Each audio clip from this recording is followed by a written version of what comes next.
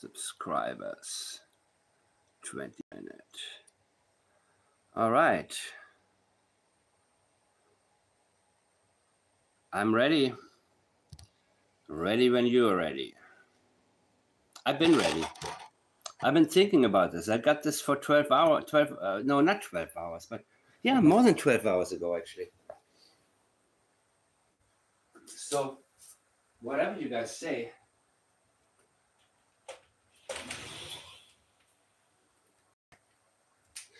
I keep it simple, people, from now on.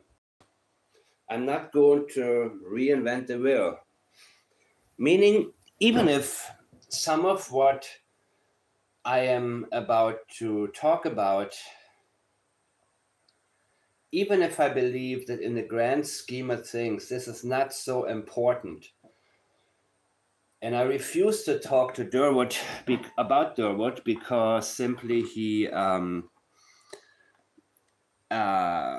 my priorities are a little bit different. I don't get too much out of it.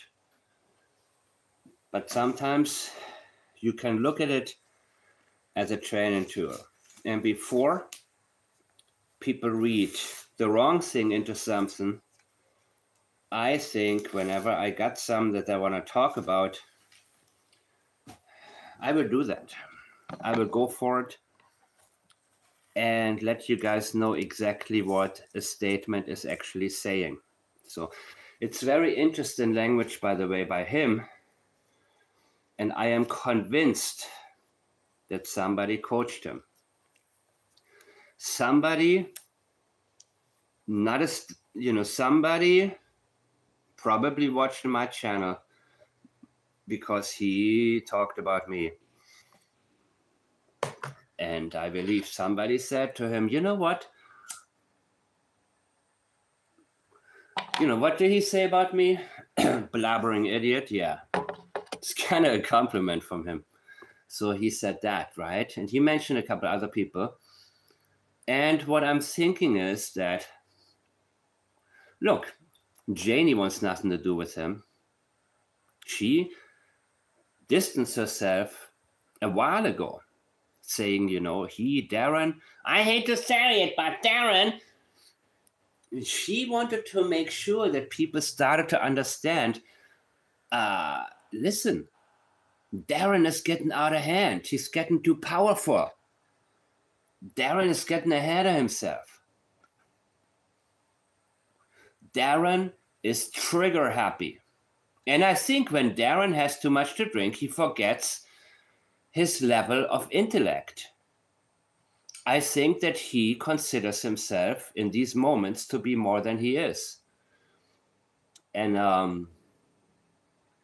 from what I understand, it was Earl they tried to bribe with the case of beer. And Earl seems, of course, a little bit more together than a lot of them.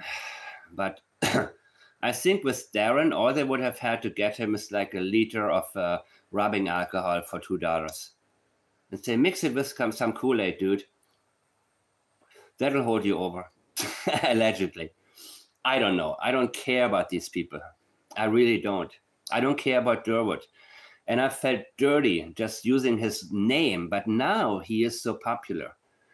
And I think it's also interesting to note when Daniel attacks A Balance, right? I believe that the house of lies cannot crumble. Derwood saved Daniel's life.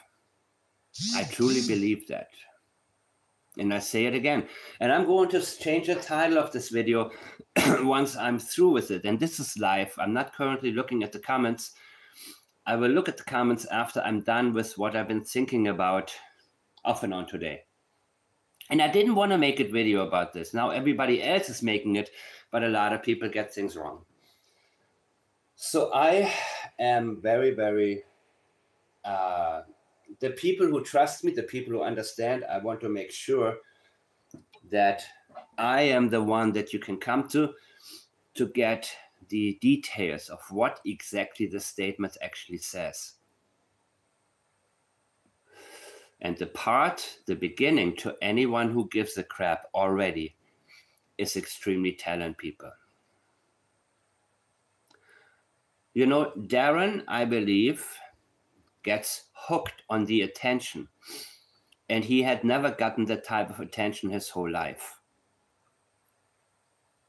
He bowed out for quite some time. And I believe it's because people, maybe Daniel hasn't spoken with him in quite some time. They had a fallen out. Daniel would not attack him like Janie does or say anything disparaging, because I believe Daniel understands there were two eras. There was the pre-Derwood era where all eyes were on him and only on him. Only on him. Non-stop, full time, all the way, baby. And then there was the post-Derwood era, when he came along.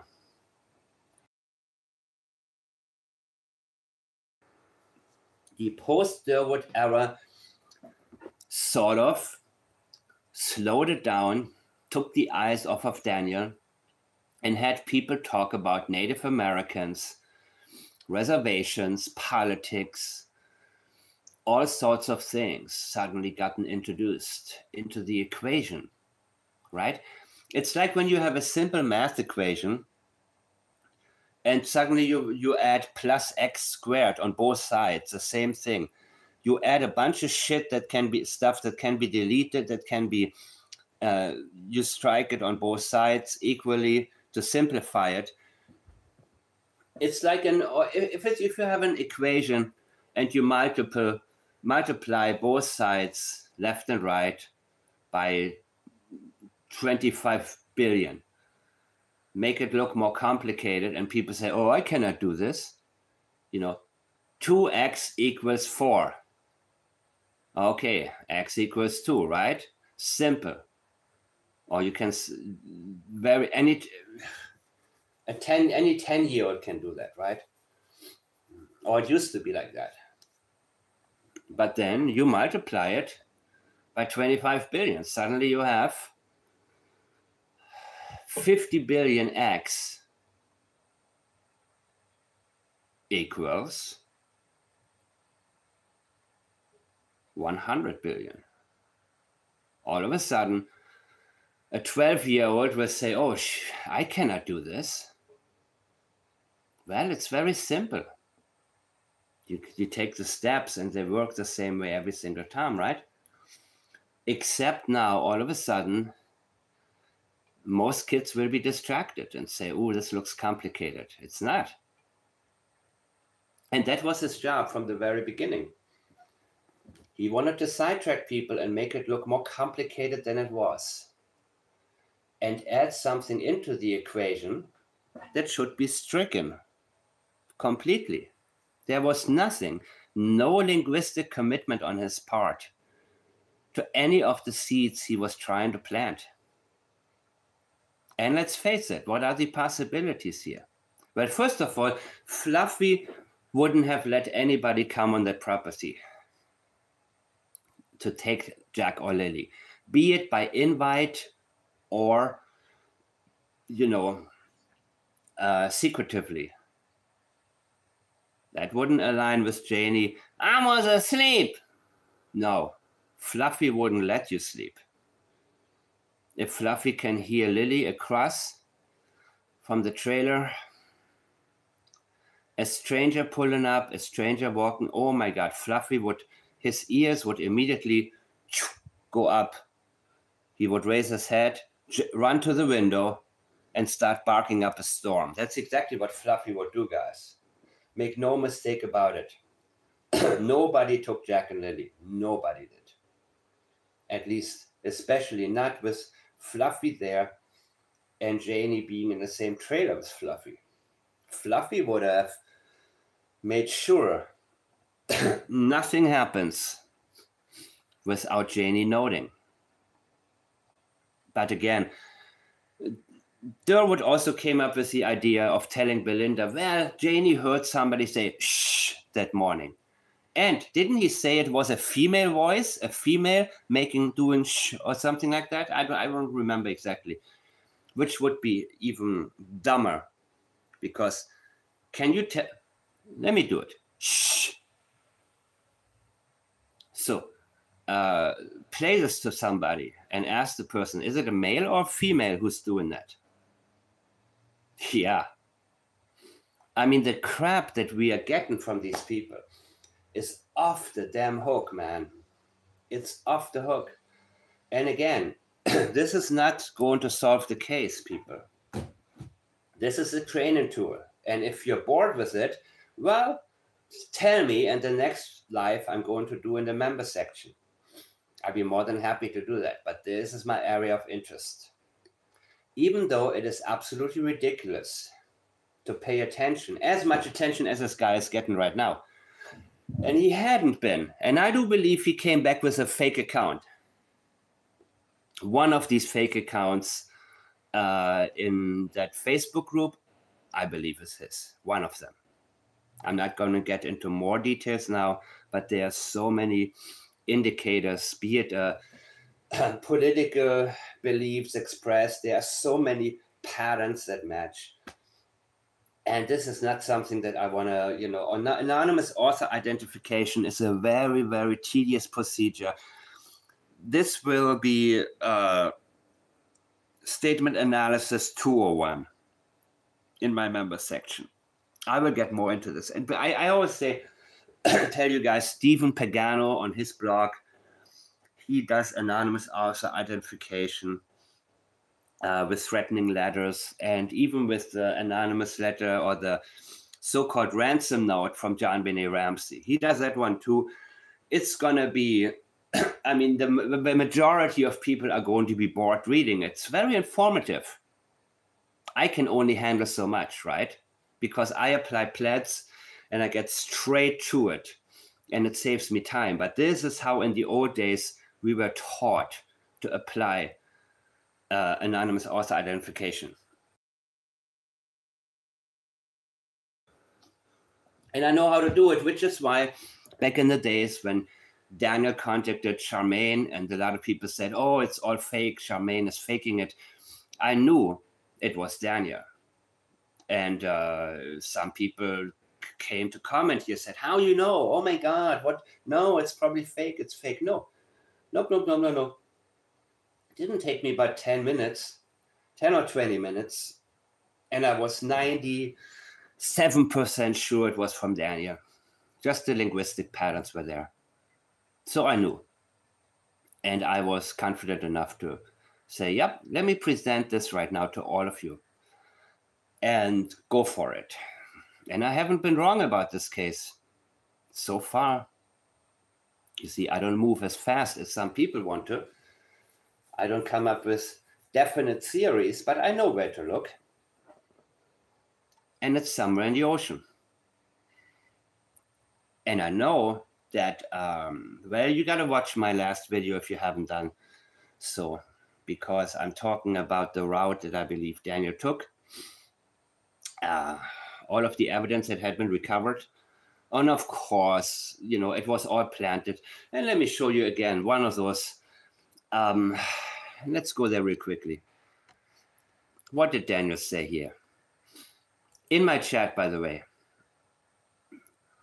everything is planted, right? Ignore everything. Oh, no, that's planted too. Oh, that's planted too. But here's a good one. Here's a very specific one. When I asked him about the star on McLeod Bridge, he said that star was made up. Can you be any more vague than that? What do you mean the star was made up? Are you trying to say it was planted? Are you trying to say, because we heard it in the audio, right? Listen to my last video. Watch my last video. And listen to the dispatch audio.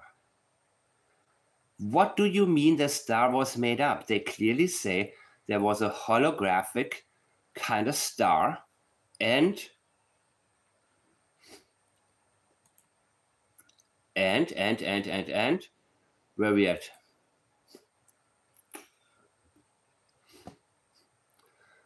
I don't know. Could this be it? We don't know. We don't know. We haven't seen a picture of that so-called, of that star that was found. But look, what do you mean it? So what, everything planted? So you mean from Lansdowne Road, they went 500 meters southwest or south to plant a boot print there. Oh, and they had, whoever planted it must have had Lilly's shoes, Lilly's boots, right? To plant it. And wasn't it raining? How would they have known this was? Come on, people. Come on, guys. All that planting going on, please get a grip. I know it's a popular theory all over the place, but I believe when Cheryl said it was on the railing at one point, Cheryl knows a lot, guys. And she's not telling us what she knows. She is not telling us. And mind you, Haley is also not telling us everything she knows. But Haley is much more impacted by what is taking place. And I have seen that when I saw her at the vigil and I compared it to Cheryl. There was a huge difference. That's family to her. Jack and Lilly, this impacts her a lot more. I don't believe she wants to tell us anything that Malaya doesn't want to tell us. Malaya, who knows? To what degree do they know? Well, I believe if Malaya hasn't told them details, they have pieced it together. They probably talked with Cindy off and on, maybe Wade a little bit. And people want to know. It doesn't mean that they want to go on television and tell you everything, but Cheryl knows so much. But I believe her that a blanket was found on the railing. And I've talked about it before. I believe Daniel planted it into the garbage can that night and immediately called the RCMP. And again, I'm not going to repeat what I said in my older videos, analyzing his and Logan's language about it, and Janie's for that matter. But it stands. What I said before stands. I haven't changed my mind on anything. Not a damn thing. That's why I don't listen to people's opinions, because they change constantly. I don't form them except as placeholders, meaning if something becomes sort of a theory or an opinion, it means that's going to be what I will focus all of my attention on in terms of researching. I will not say, well, that's my opinion or that's my theory and then defend it. No. It means that if I get even close to naming something an opinion or a theory, it means I'm actively, very actively looking into it. Because I'm not satisfied with I don't know. I don't know is a no-no. Why don't I know? Well, sometimes the RCMP won't tell us what we need to know. But are you trying to tell me really that you believe the boot print was planted plus the blanket and the star? You're trying to tell me Malaya's family was busy all over the place planting things. They had Lily's boot ready. They walked 500 meters down there and said, let's leave one boot print here. Let's do that. That's going to be cool, man. Let's frame Daniel. Let's mislead people. Let's do... I don't know.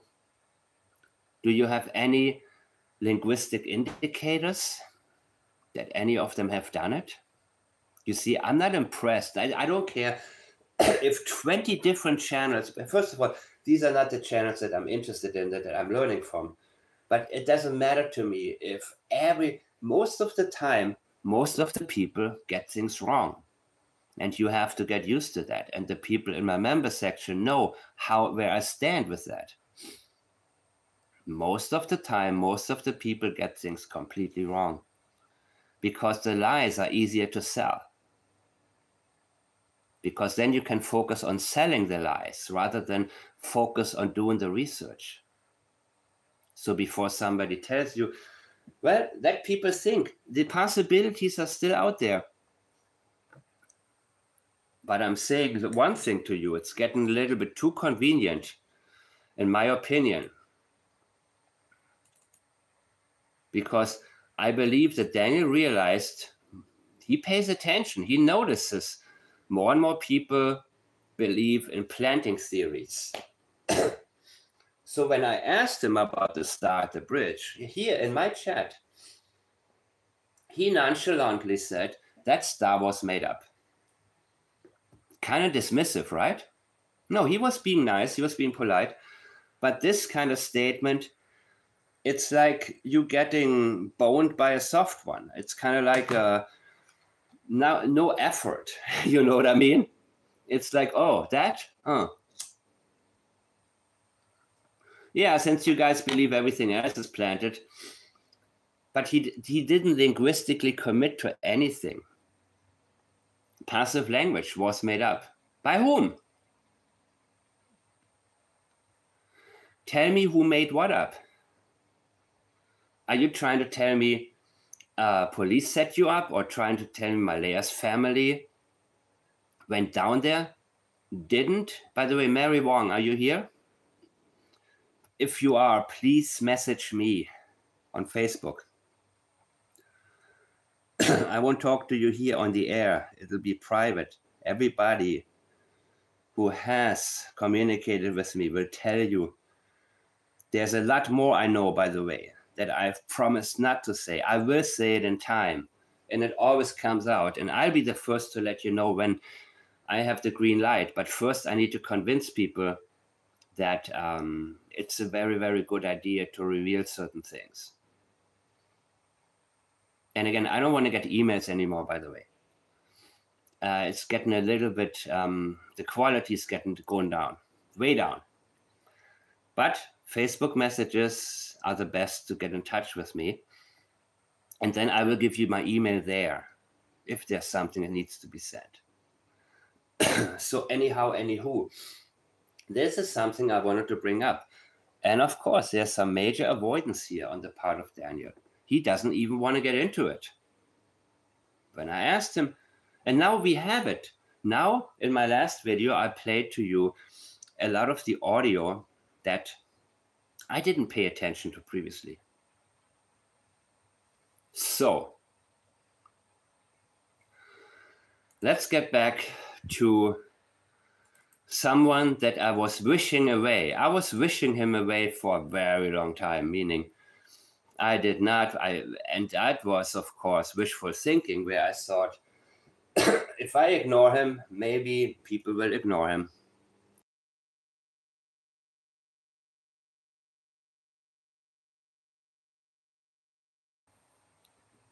But not so, people. To anyone who gives a crap, well, first of all, he's accusing you of not caring. And that's, of course, you know, that's gaslighting by somebody who doesn't know how to gaslight properly. Let's say it like that. This is gaslighting, of course. Anybody, well, if this is not for you, you must not give a crap. You must not care about Jack and Lilly. It's very accusatory. And I believe he thinks he deserves to be in the limelight. He didn't come back that long ago, a month ago, right? That's when he came back. That's when he started to openly communicate under his name again. Before that, a long break, and I believe he didn't like it. I believe he likes the attention as he gets it. And he's fearless. He's not afraid of consequences. That's why he gets ahead of himself. Janie is fearful for her son, and Daniel is fearful of being discovered. Darren is not fearful, except when he was at the police station. He became hostile. Why? Because first of all, the cops who interviewed him, they didn't have the same style as a bunch of YouTubers who were happy to have him on. So when something was a little bit out there that he said, they held his feet to the fire and said, wait a moment. You're telling us that And he didn't want to linguistically commit to anything. And I believe he knows better than to lie to the police under oath or in an official statement. But I don't believe he's breaking any law talking crap on YouTube. I don't believe so. I don't believe there's any worry that he needs to have in terms of consequences. Now, Daniel, of course, has a lot of worries. Derwood became a liability. He became a huge liability for them. He saved Daniel's life or Daniel's freedom. In my opinion, he did that. And Daniel knows better than to attack him in public. But I do believe that there's a reason Daniel cut ties with him.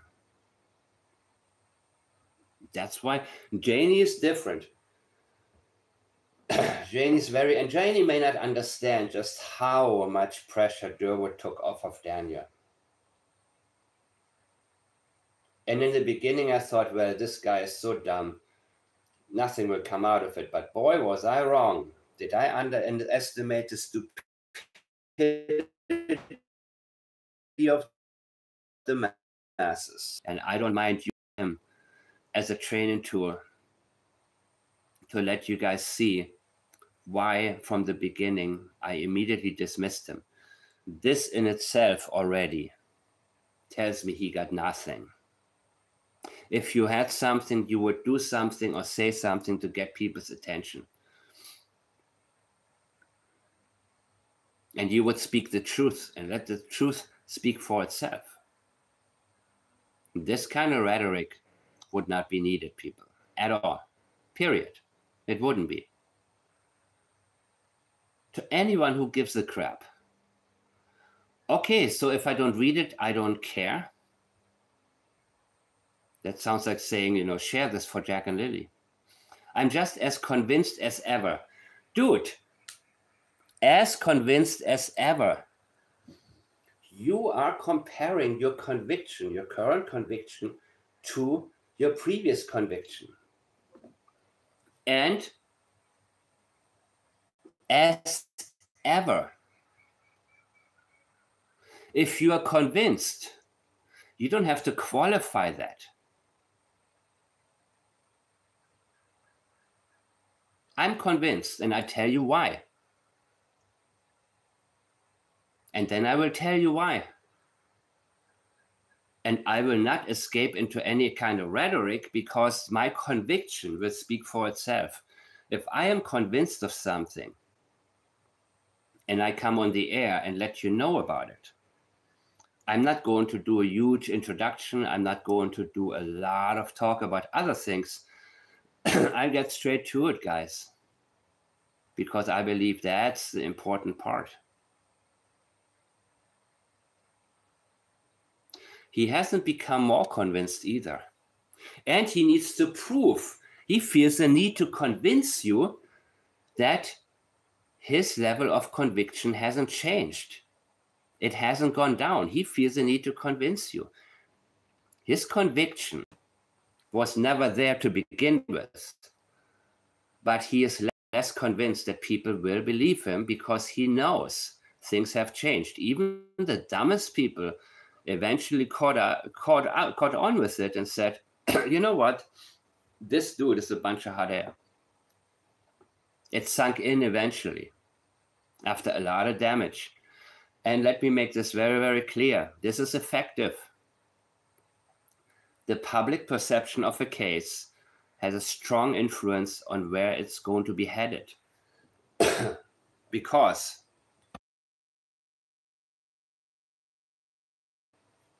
rather than placing proper pressure on law enforcement, all of a sudden people discuss something that isn't. And that's why I also disagree when Belinda wants to keep Jack and Lily's name out there because, their own mother doesn't give a crap about them. So she feels a need to keep their name out there. And it doesn't matter to her if somebody makes up fake theories or whatever. I disagree with that. For me, the only thing that's important is to figure out what happened to Jack and Lilly. And I believe that supporting anybody or a fake search or any of this, I believe, you know what, this is only going to it's going to ensure that this case will never be solved. It's going to be too much sidetracking that the public will pay attention to. And the same happened in the case of Sebastian Rogers. And they always want to sell you the narrative that the kids may still be alive, because that's what gets the donations. Be it with, in the case of Sebastian Rogers, that case makes money. It doesn't go anywhere in terms of the investigation. But you don't get donations when you're talking about a recovery project. We need donations. Why? Because we believe Jack and Lilly are dead, and we need to find their bodies and bring to justice. And people will say, that's law enforcement's problem. Why am I donating for this? So they're selling a narrative. They're still alive. You can be a part of it. Donate, and we are going to find them. You know, next week for almost the whole day, we're going to search. And then maybe a year later, we will add another day to it, and so on and so on. This is what's effective, people. Very effective. And you got to wonder, why is Daniel attacking a balance nut now? Because the whole house of lies is going to collapse without Kent or Derwood. Kent being the one promoting Derwood's theory, right? So whenever somebody back then tried to convince me, oh, Sebastian Rogers is still alive. No, I know he's not. And Katie Proudfoot's statements have made that very, very clear. And some prominent people were amongst the ones who messaged me and tried to explain to me he's alive. And of course, when I asked the right questions, they couldn't answer it. They realized I put them on the spot. I exposed them. They have an agenda, people. And a lot of people do, especially the people that we see in the public eye. So Belinda has a right to do whatever the hell she does to make her feel better about it. And realizing that Malaya doesn't care about these two kids at all. She wrote them off. She wrote them off and probably told Haley and Cheryl, don't say too much about what Daniel did, because I was there and I didn't protect the kids. I want to get Meadow back. People will say I'm a bad mother, and they will know I lied to the CPS or what have you. I'm pretty sure Cheryl's family, they know a lot. I'm pretty sure she has to tell somebody. It wasn't easy for her to keep her face straight at this vigil. Eventually, more and more people will know certain things. I still don't believe that eventually, I don't believe there will be a conviction. I don't believe the case is going to go anywhere unless Daniel snaps. Or unless he has a bunch of more accidents and it'll end that way. I don't know. I don't know what his state of mind is right now. I do believe it impacts him. I believe reality is hitting him right as we speak. Before he was in defensive mode. Now he's not. Now he's not so worried that he's going to be arrested. He's not. He feels pretty safe right now. But now all he has to do, all he has is to look at himself. After all the rhetoric, after all the adrenaline to come up with a bunch of nonsense, all of a sudden, wow. So when he said, I wouldn't miss this for the world, I believe you, Daniel.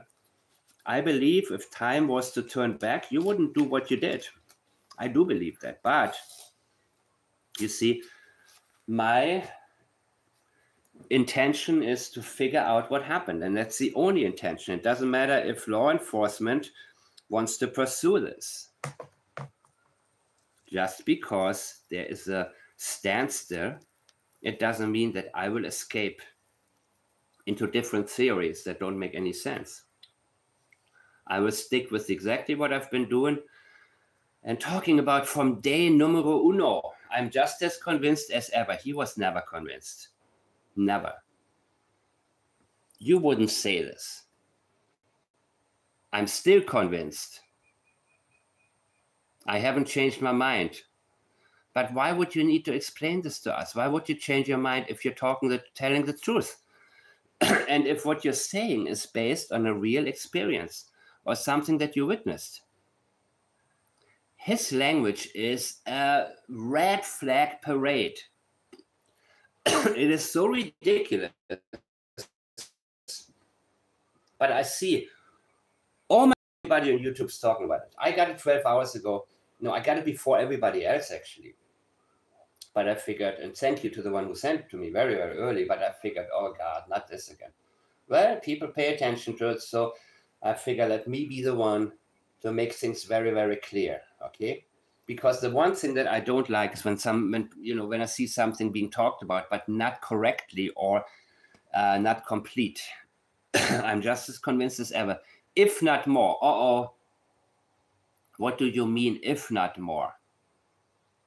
As time goes by and we are not 100% about something, everything is going to change. You're either going to be more convinced or less convinced. Conviction doesn't remain steady, guys. It goes up, it goes down. You can come to the conclusion where you say, oh, okay, I was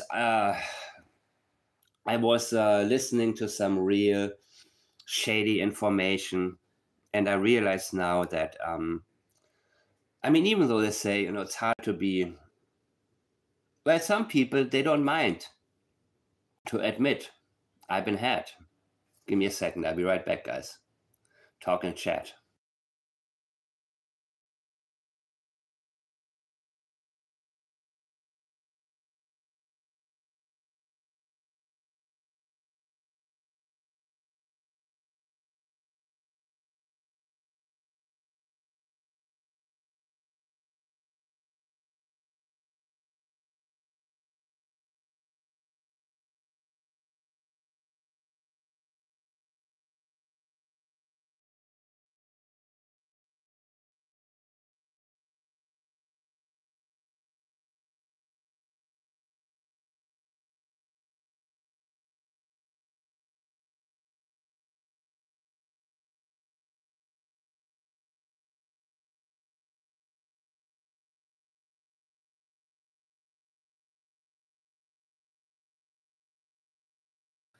So if you're watching and you're not in chat, please go there and tell me right now, what else do you see in this statement?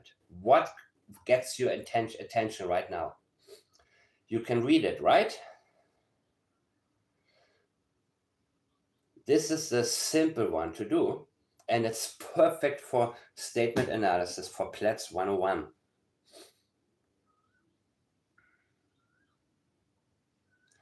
If not more. No. It would be either more or less for sure. And the qualifiers in these sentences, there is no commitment to what he's saying, because he's comparing his current conviction to his previous one, which was non-existent. It was a lie that he came up with to begin with, Darren.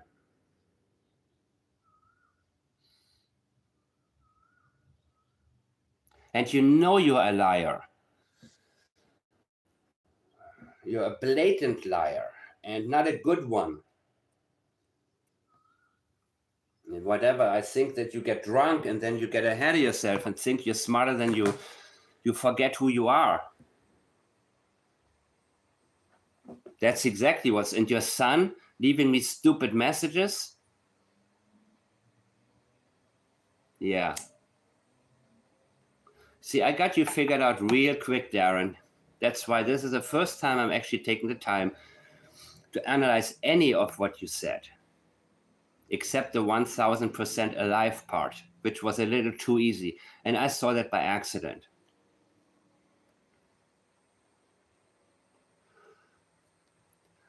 That Jack and Lilly are being cared for by a native group of people who are concerned about protecting children.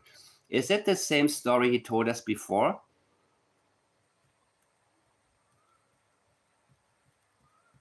Who are these native people That's all you're telling us. They are a native group of people who are concerned about protecting children.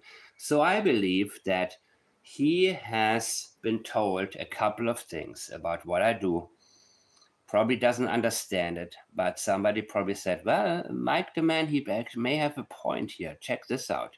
You never really committed yourself to trying to solve the case or reach out to the people who have Jack and Lily. Yeah, you never did this, dude. Why don't you do that right now? Especially after his last stupid post where he mentioned me as well. I believe somebody came to him and said, listen, I just listened to what Mike the Man said about you.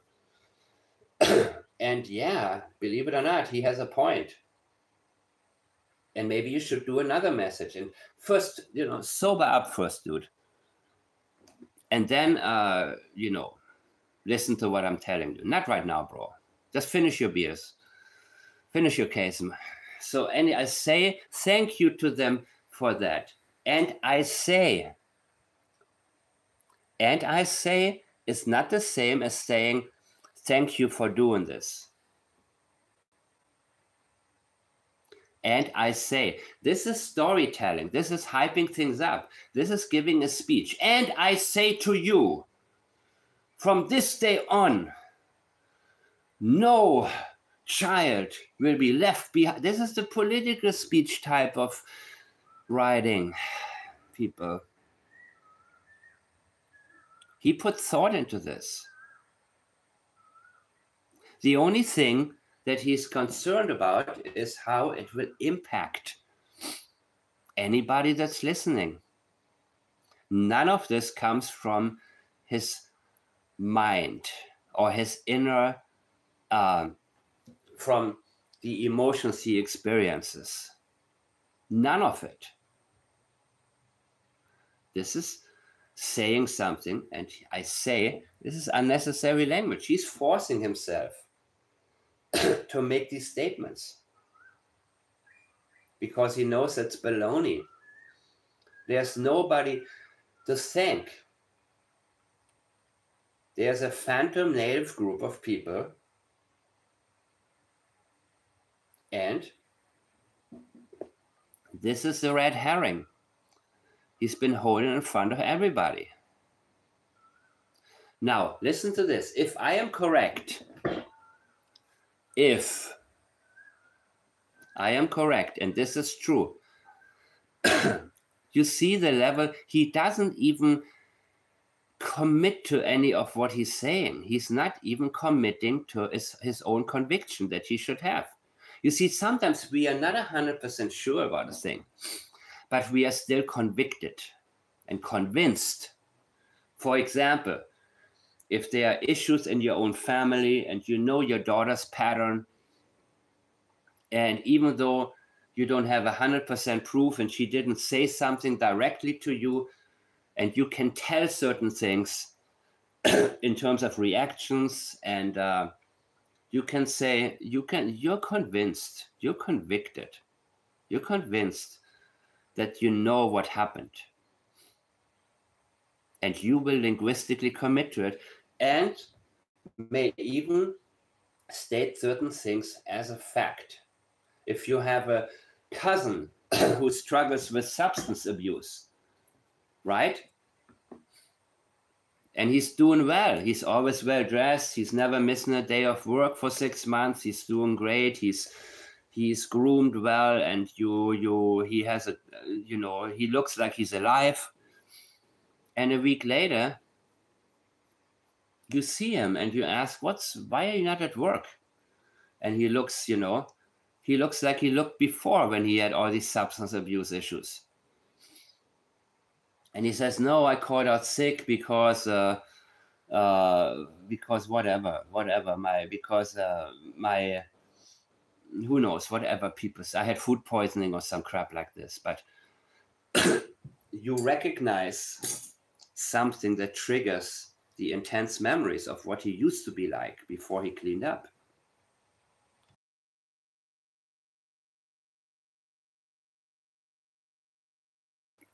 So somebody may ask you, well, how do you know he's using again? I know. You see, our language reflects our convictions. With our language, we indicate what we know. And sometimes, even though we are not 100%, we are so close to it that the statements, when analyzed, will show the same reliability. They're just as reliable as they would be if you had witnessed him shooting up because of your conviction. Your language reflects what you know, or what you believe, so what you know. You just know it. And no, it's not your truth. It is the truth according to what patterns have revealed to you in the past. He cannot commit to anything, if I'm correct. Look, the qualifier, he's already telling you, okay, I need to do this because I need emotional balance, because it's not easy for him to lie too much. Look at this guy. And this is true. Could you please consider doing another good deed? This is too much rhetoric. This is too much flowery language. If you had an appeal to a kidnapper or somebody holding the children, you would get straight to it. Another good deed. Okay, so the first good deed would, of course, be taking Jack and Lilly away, right? Got it. Well, that's the narrative he's been trying to sell us for a long time. Please anonymously provide proof of life and well-being of the children to the Canadian public.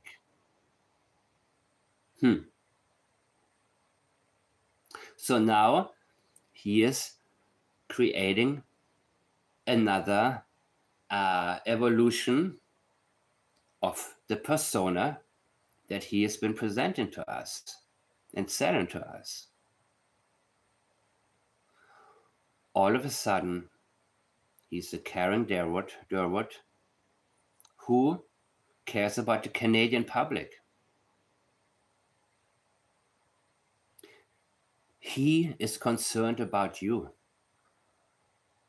What he's interested in is having the Canadian public look at him in a positive light, because I believe things have backfired.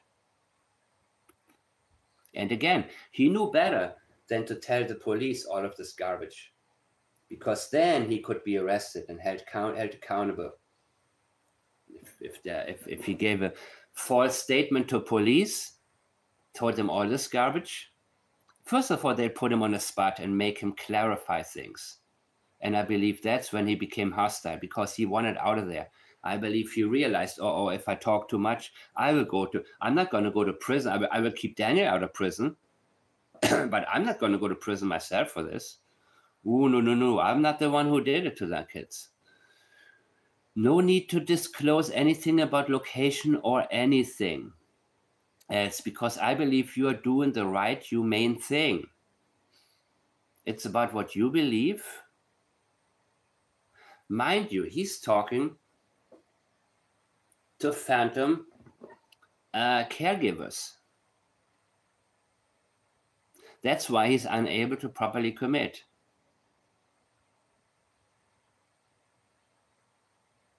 That's why he needs to introduce it with unnecessary language to ease you into his statements, or ease you into what he wants. He's not talking to these people because they don't exist. He's talking to exactly these people, the Canadian public. That's exactly whom this message is for. This message is not for people who have Jack and Lilly. He knows there's nobody who has them. He's giving a speech for the Canadian public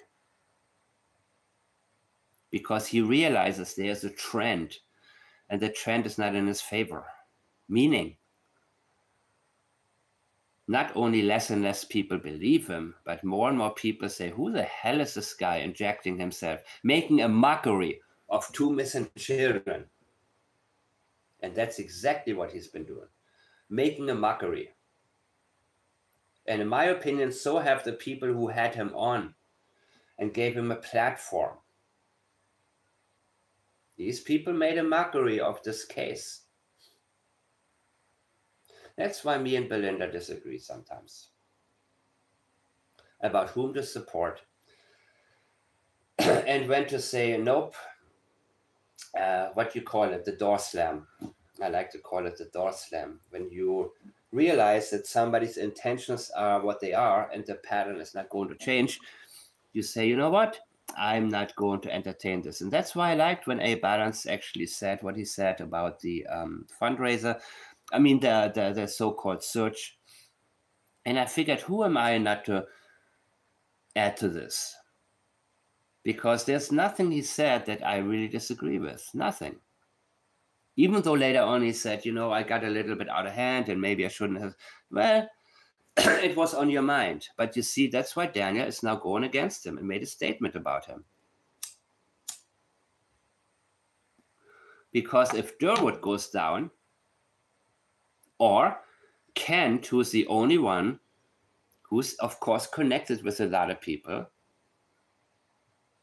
and whom people believe, nobody believes this guy, but because of Kent, people consider this to be a possibility. Of course, they consider all possibilities. Yeah, they walked into the woods too. You know, just donate. We're going to find them. Don't worry about it. They're alive. Look, man, I'm not against anybody. And if people were not so easily influenced, I wouldn't even pay attention to it.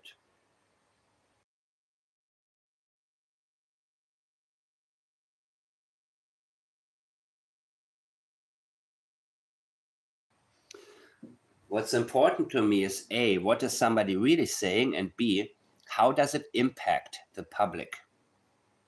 Even when I watch mainstream media, I think about, you know, I may not believe what I'm being told, but I'm realizing, okay, so this is what people are going to base their opinions on from now on. Got it. I see the shift. You know what I mean? And yes, some people call it overthinking, but it makes my life a lot easier, guys. A lot easier. Because I waste so much less time on unnecessary, non-information. Derwood is talking to the Canadian public. He's not talking to anybody else.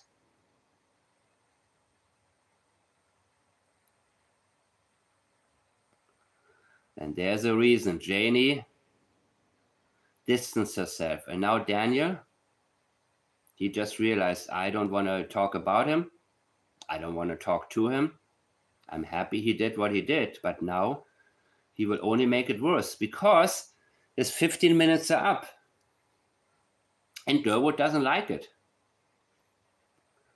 He's probably angry. Nobody invites me to speak anymore. He's probably jealous of Kent too. You know, when Kent was the one giving the speech at the vigil, I believe Derwood was like, damn, this should be me, man. I'm the one who started all this crap. It was my story. It was my novel. Probably. He's probably sitting alone somewhere with a case of beer and, you know, feeling forgotten. There's a reason why people seek attention. Not everybody does. Some people prefer to hide. Other people, when they're guilty, they talk too much.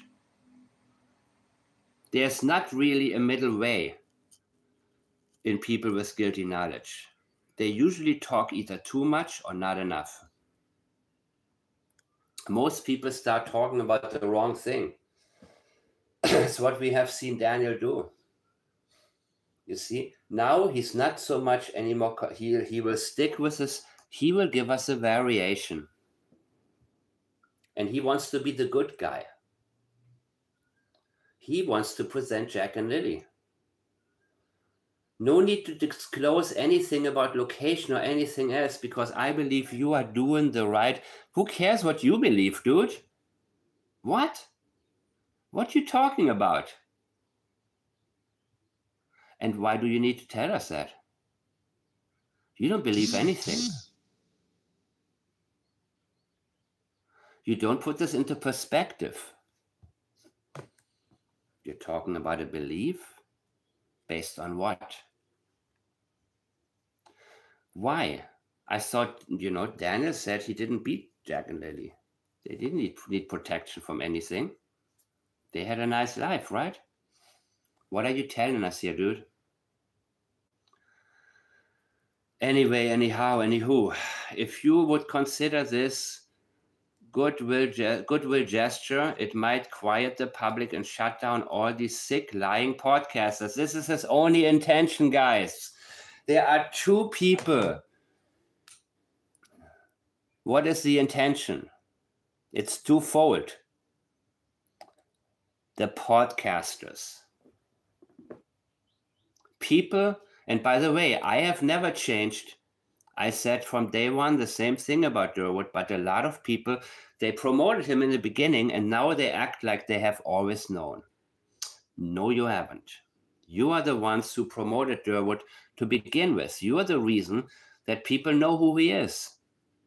But these people now try to save face and pretend, oh, I saw through him all the time and I knew exactly what he was. Oh, I just softened him. No. I didn't feel a need to pay attention to Derwood at all. But all of a sudden, reality hits him. That even though these are guys, Vision or whoever they are, they benefited from him at one point, but they realize now, I'm not, I supported Chris Proudfoot, but I'm not going to go that low, that I'm going to continue with the Derwood thing. You know what I mean? All of a sudden, he gets to experience the nobody he's always been. For a while, he felt he is somebody. You understand what I mean? He was elevated. He was on a high. Ooh, I'm somebody. I'm a great speaker. I made up a great fabrication. And all of a sudden, people pay attention to me. On national media? Oh my God, me? This Darren? Oh shit. What the hell, man? I'm brilliant. I didn't even know it. Right? Now, all of a sudden, after this high, he's being reduced again to the nobody he always was. And it hurts. Reality is hard to face. If only I can shut up these podcasters. Making money. Vision makes good money. You didn't mind being on his channel while he was supportive of you. You didn't mind that.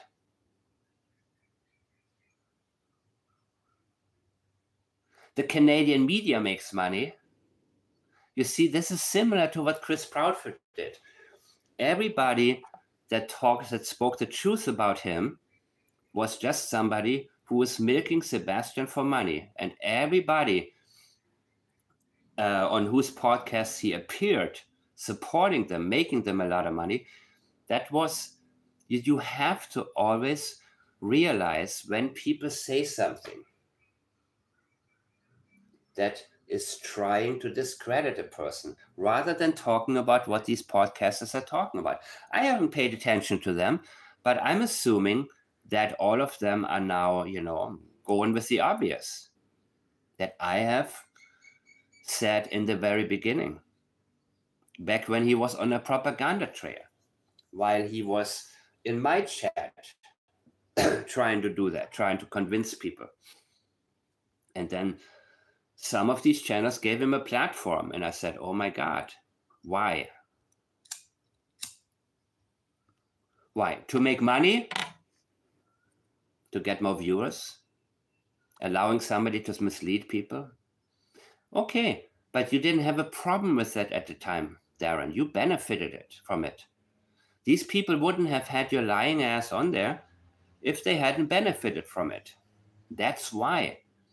That's how your false rhetoric and narrative caught on as like wildfire, because these people spread it like crazy. And the stupid ones among the viewers, which is probably the majority, oh, they mindlessly shared everything about Darren. And then there was dead silence because you talk too much. And I believe Janie, because Daniel, I think Janie first told Daniel probably, this guy needs to shut up. He makes it worse. And then maybe Daniel said, listen, can you just not speak at all? I'm serious. Don't say, thank you so much, bro. But just say nothing. How about that? Don't say a damn thing. Please, please, please, please. Yeah. Your services are appreciated. But now, no. And then maybe Darren said, hey, Daniel, I have a good idea. I'm going to... No. Please, don't say anything. Don't say anything. My mom doesn't want to support your dumb fabrications. Because he told... how did it go? Belinda said that Daniel first said that Daniel first said to him, somebody said, shh, that morning. And that his mom heard it. I don't remember who came up with it first. Janie said, well, I hate to say it, but that comes from Darren and Belinda. Well, where did Belinda get it from? She got it from Daniel and she got it from you. I believe Janie finally said, you know what, this guy is a liability. So now Daniel is not speaking. But Kent, of course, is supporting him. You see, because this kind of rhetoric, the kids are still alive, actually helps. It helps a lot when you have either fundraisers or when you have a mass movement or when you have some cosmetic so-called searches or when you have anything. It's more effective than telling people there is a recovery, project, a recovery going on. It depresses people. People want to know, I'm giving money for something that I believe is going, or support something. Doesn't have to be with money, but either way, I'm going to pay attention to this because I want these kids found. And Belinda hasn't been saying she thinks the kids are dead. So I don't know if she's thinking about, I don't know where her mind is, but you see, there is a lot less reality talk right now in general, a lot less. So much less.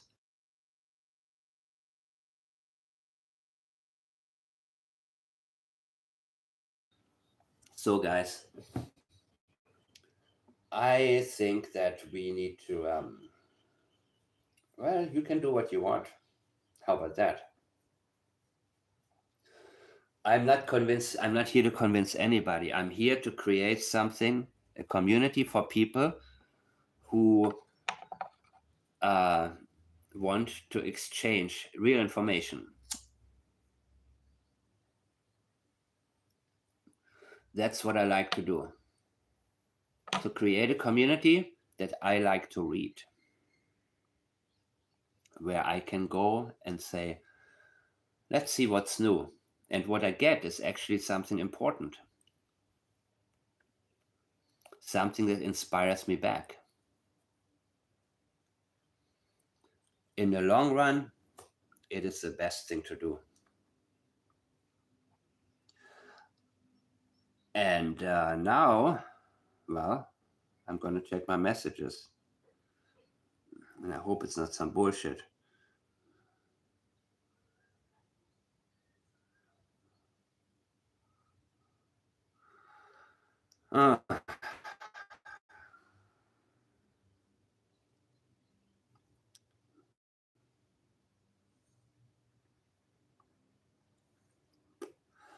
Okay, I gotta finish this, right?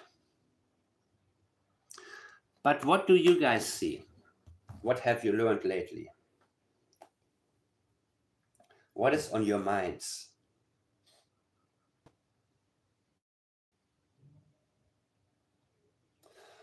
And what have you paid attention to that you regret paying attention to?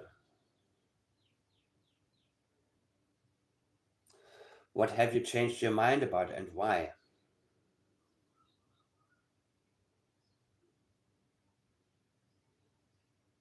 I think it is just as important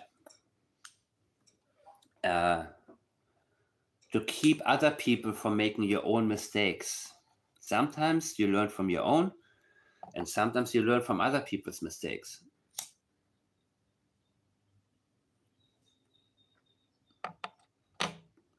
But I do believe that this is inspired by Kant. I believe Derwood saw Kant up there speaking at the vigil, seeing the warden, thanking him, Kant being in the limelight, even though Kant supports his horseshit theory. So why is Kant famous now? And not Derwood. Right? Because he's the author. Well, Kant goes into either direction. Sure, the kids walked away. Yeah, let's do a search for one day.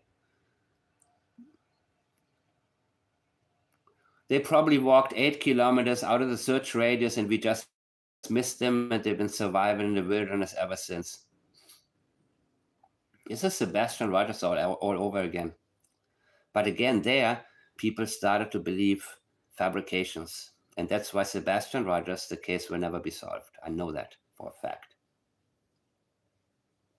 And that's exactly how things will go this way, unless Daniel really, really goofs. Or if Derwood snaps and one day he says, you know what?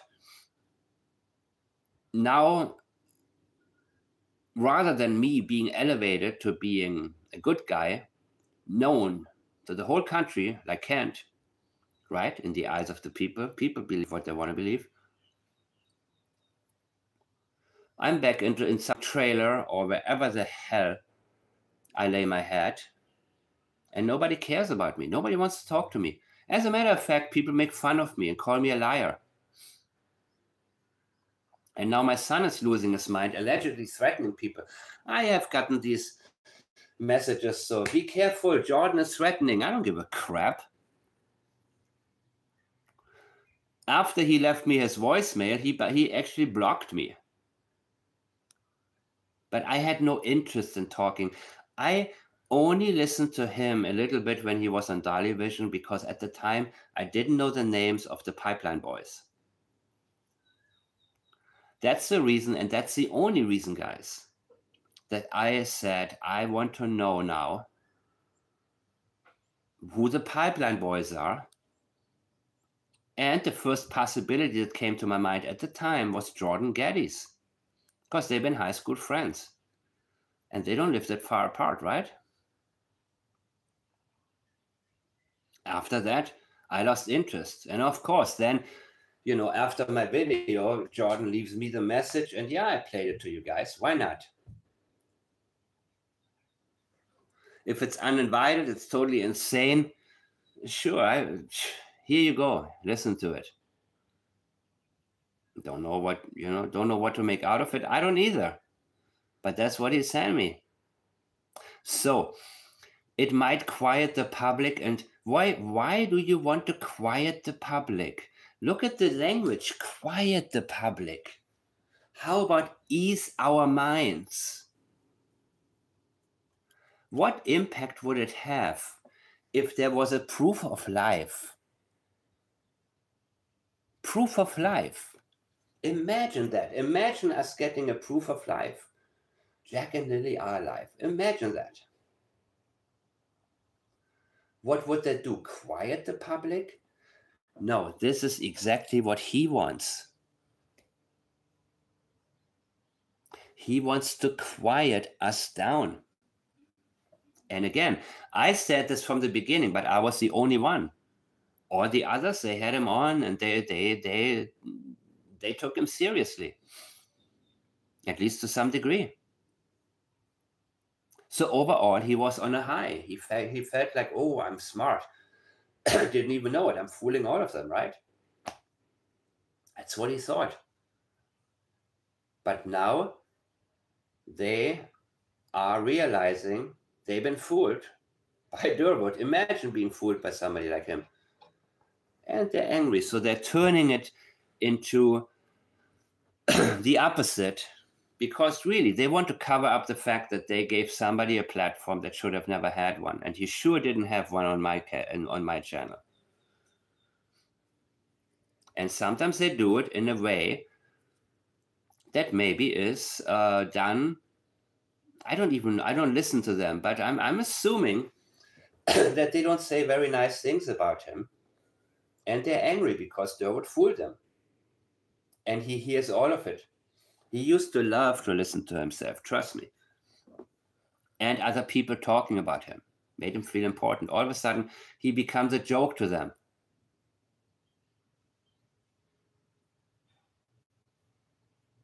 And he wants to quiet the public. If I'm not back in the limelight as a good guy like Kant,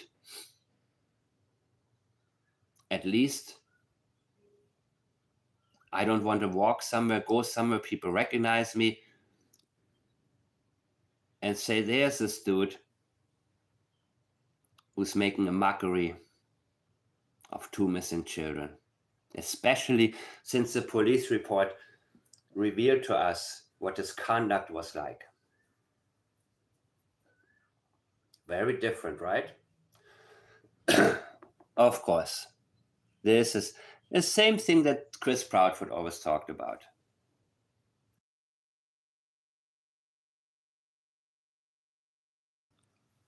Christopher Proudfoot, obsessed with what people say about him online.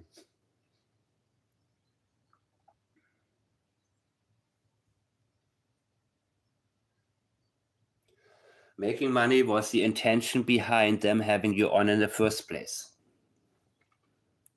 While accusing many innocent people of murdering these 2 children. Wait a minute, what do you mean, accusing many innocent people? Because so far, I have only seen accusations towards one person. Correct me if I'm wrong. Okay, some people say, yeah, people go on whatever channel they go, and all of a sudden their opinion changes completely. That's why I always say, please keep the garbage over there. Don't come to my channel and make other people read some, Justin killed them, or Janie did it, or Malaya had postpartum depression, and all of these. Sure. Okay, I heard them. But right now, I only see really one. Before you came along, there was really one person in the main. This was one person, right? But he tries to water that down. He still tries to get the attention away from Daniel. That's his original mission. So rather than naming him or indicating him even, he's trying to water down anything to do with Daniel by making it many innocent people. There's no validity in anything that they say. If they talk about Daniel, no, they're doing this with everybody. They accuse everybody. It's a form of, it's low-level gaslighting. It's a form of trying to give people the impression that everything about Daniel would be a fabrication, because these are habitual liars, and they're doing all of this because they only want to make money. That's why they come up with all of this. Well, it's been 6 months, and even the dumbest people out there, will realize there is nothing to look at except what happened on Thursday night in that trailer. And I said from the very beginning, it was Thursday night. Then the courts will have to decide on the jurisdiction issues where your people are demanding changes. What? Then the courts will have to decide on the jurisdiction issues. Your people are demanding changes. Oh my God, he's talking to Native Americans, right? Wait a minute. You talk about it being anonymous, and I believe you're doing the right thing, and all of this. How serious is he about them being anonymous And I agree with your demands, he says then. What? By what authority? What changes do they demand? What changes? You idiot. And you are what? Are you the Prime Minister of Canada? I agree with you. By what authority do you say this nonsense? He's living in a dream world, guys. He's gotten way ahead of himself.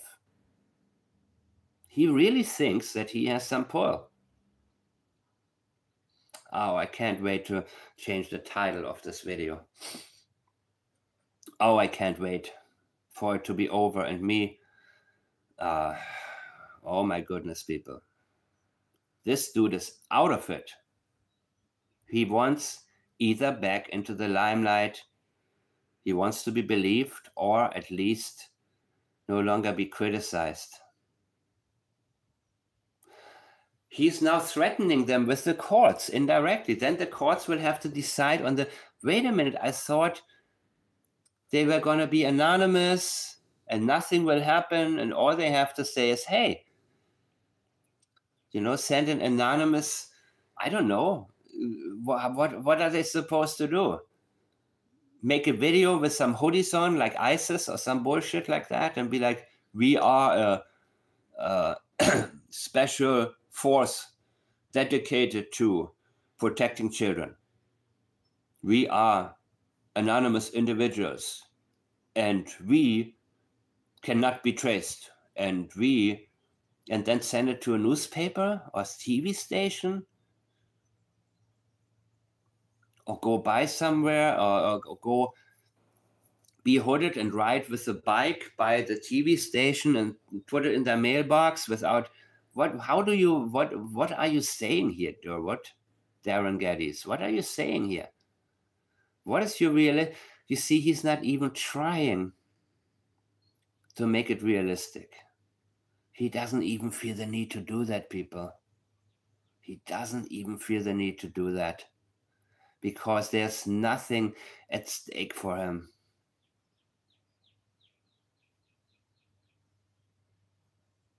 He's probably also jealous of the people who get donations. I don't know how he's doing. Well, he cannot be doing that well if he said he was homeless, right? There's a lot here. And he doesn't want to admit that he lied. Because getting further discredited is not going to feel good. That's not what he wants, people.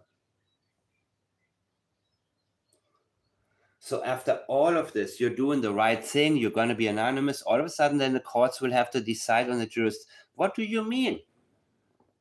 If they're anonymous, they're going to reveal where they live, and then the jurisdiction has to be decided because they're what, on a reservation?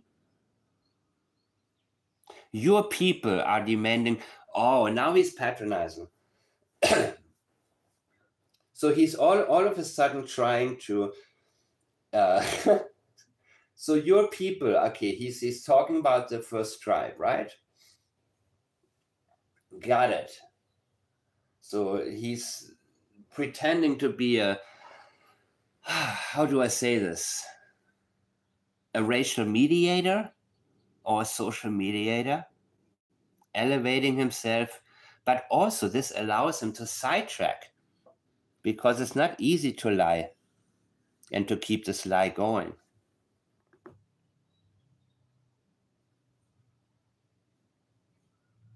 Interesting, right? Give me 1 second, guys. Please talk in chat.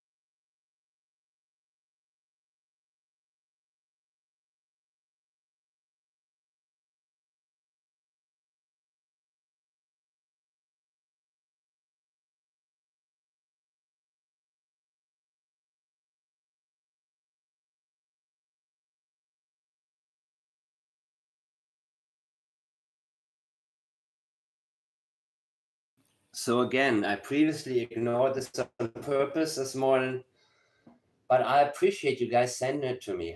And I saw so many people talk about it. Remember,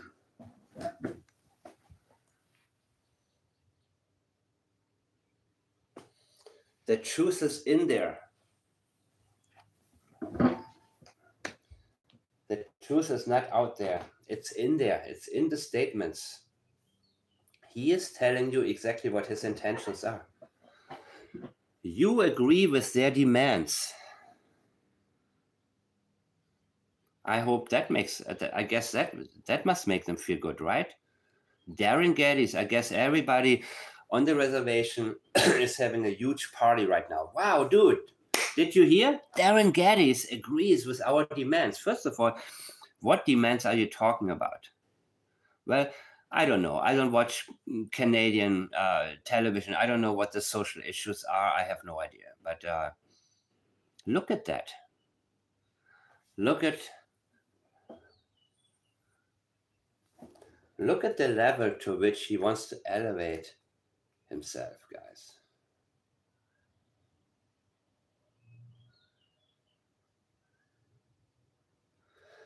Is this megalomania?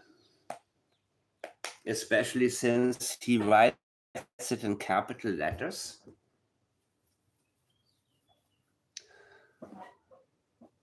The courts will have to decide. Why would you say that if you're promising them anonymity? Anonymity.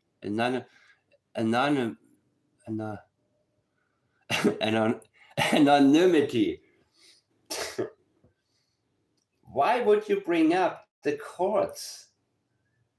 Why would you do that? Why would, which of course is bogus, why would you want people who are on their mission to protect children, who are completely out of the limelight, stand up and put themselves out there and then possibly face consequences from the courts? And I don't know how it works, what the jurisdictions are there. But if you really believe in all of this, Kent, for example, then why don't you hire a lawyer who has experience with these issues, who maybe has a connection to a lawyer of the tribe? Why don't you put, if you really believe something, which I know you don't, I think it's just something you run with, because it's something people react to.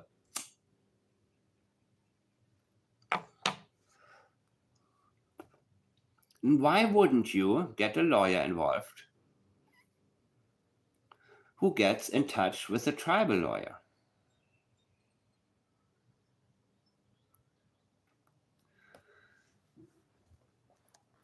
Why? You see all of this empty language. And from the very beginning, when it came to him, to Derwood, that's why I didn't even pay him any mind.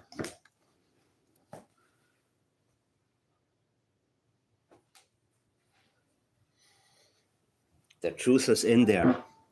In his language, that's all we need, people. That's all we need to know. Please consider this request in goodwill. Thanks, Darren Geddes.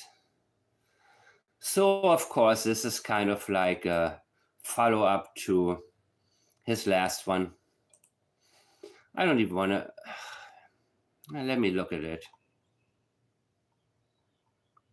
Let me look at this crap. I did the last time.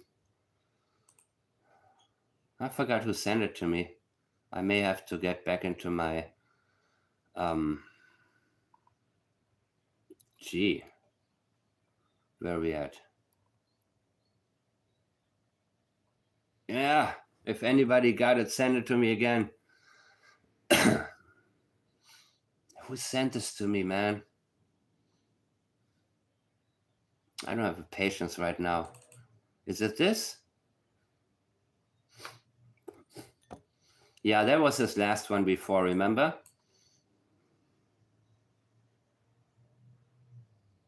To all you idiots out there, especially Rob Haynes from Edmonton, who are spewing hate and lies from your broken brain. Oh my God.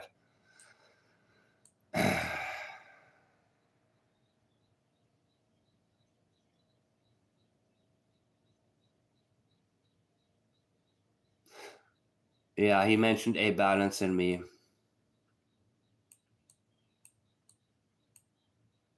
And again, Daniel said a couple of things about A Balance recently. And you know what?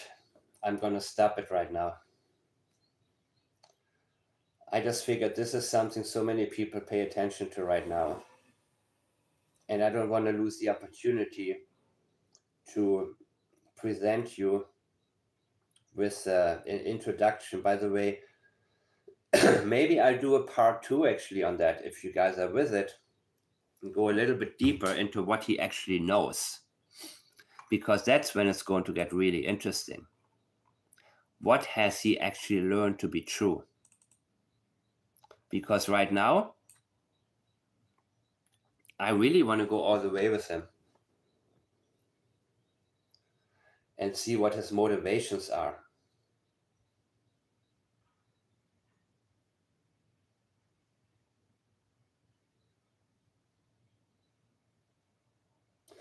So guys,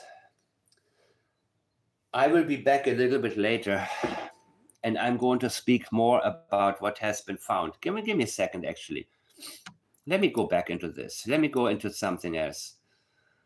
Oh God, this is not easy, man. You think this is easy for me to go? Why you think I haven't spoken about him? Why you think when everybody spoke about Darren Geddes, I took the high road? It didn't mean that I want to be on the outside of things. I want to communicate with people. But you know what? Like now, when you have all these different claims about what Wong heard and all of the, when I realize people are confused, I step back. That's what I do, because I don't feel. So, yeah, she got fired from Remax for. Oh my God, I see my name somewhere. What? What about Mike Demand? Ask Mike Demand to play his message from Jordan. Diesel Wiese said in Breeze.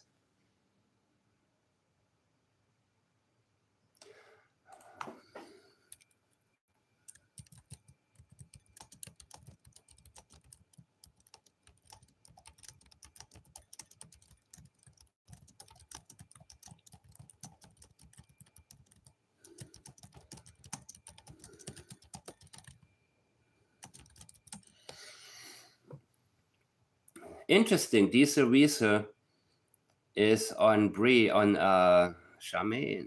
Okay, great. This is so weird that the moment that I click there, this is like one of these synchronicities, guys. I click there and all of a sudden I see my name.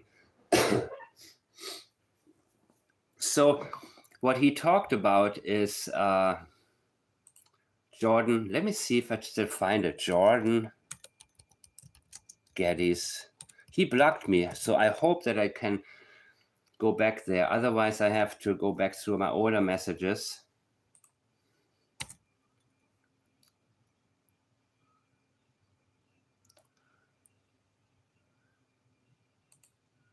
Oh God, where are we at?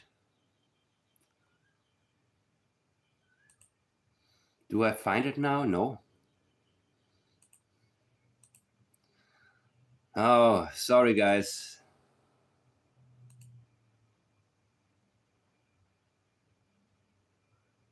Well, I played it before.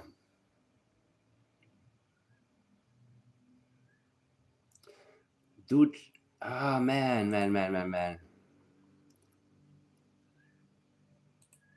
Give me a second, guys. Okay, 1 second.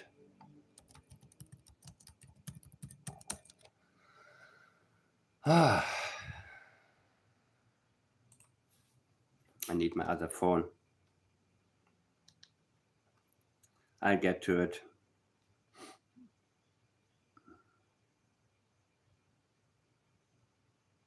Nope.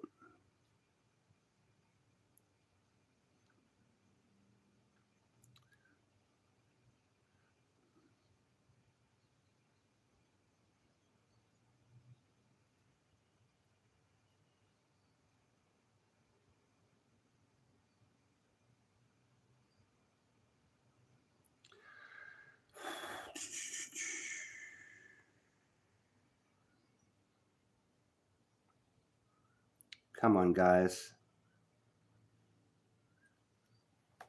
Wait.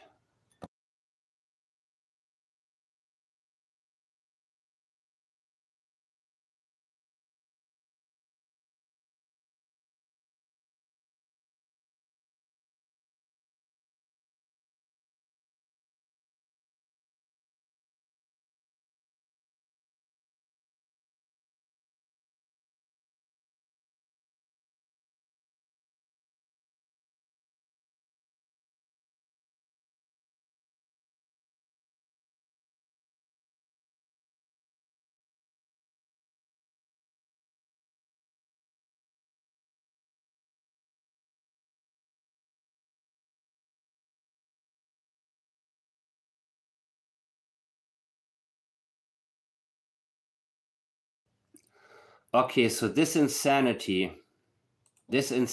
right now, I'm gonna let you hear it one more time. This is from Jordan Geddes to me.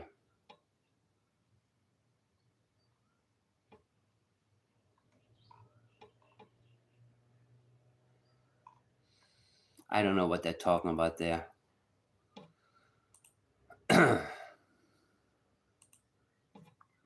Okay, here you go. Hey, Michael, I'm glad to talk to you again. This is Jordan Geddes here. I'm just hanging out with my friend here, and we were just chilling, and I wanted to ask you why you keep talking about me and all the crazy stuff, and you're a digital creator, and yeah, and I just want to say that you could go, yeah, just give me a message back once in a while. That was Jordan Geddes, people. And so now I am, yeah, I found it. I don't see what people talk about here. Give me a second, guys. Okay, what was I gonna do? Should I talk about the searches? What actually was found? Let me go quickly to this video and look at, this comes from Plunder, of course. Plunder, who was the one who, you know, shared the dispatch. But I don't think I want to do this right now.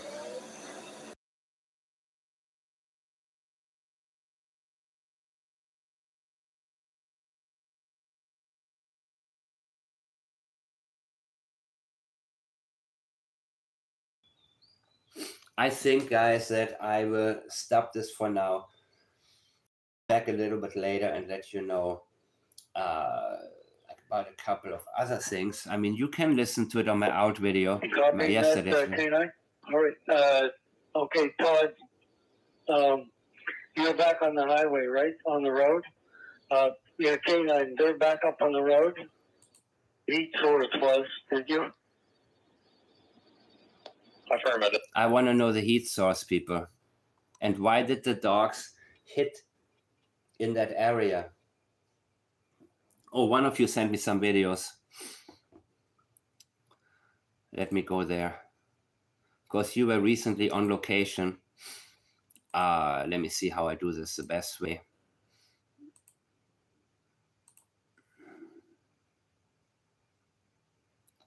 Let me see.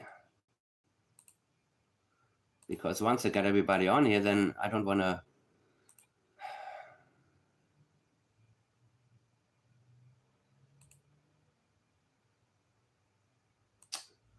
Oh my God, what am I paying attention to here?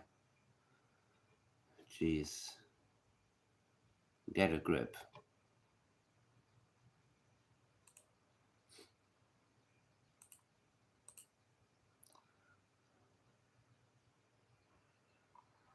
I'm almost there.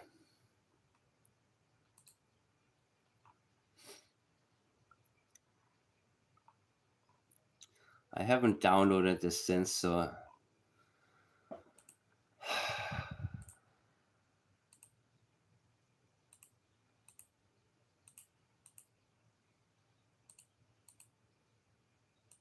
you still with me, guys? It's coming. I can feel it coming in the air tonight. Oh Lord. And I've been waiting for this moment all my life. Oh Lord. Oh Lord. Well, I remember, don't worry. How could I ever forget? Gotta make sure I'm not doxing anybody. Okay, this is a pipeline taken a couple of days ago, right?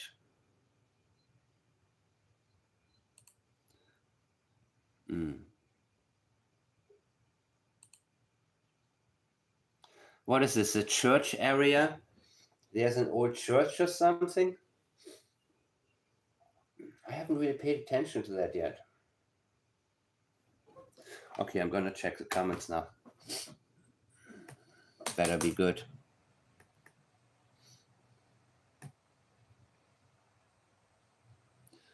Let me know how you feel. And if you are all right. Anything goes, people.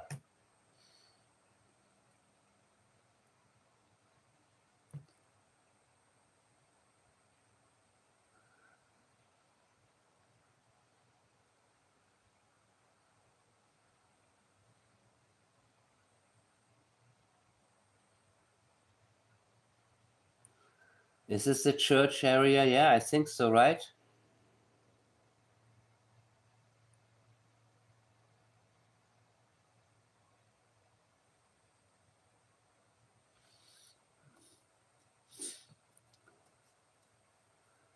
Sorry, I'm gonna read on.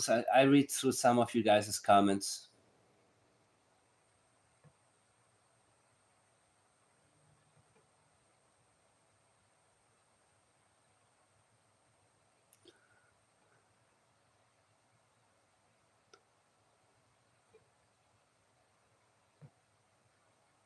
Yeah, Fern. Finally, I think people got it, right?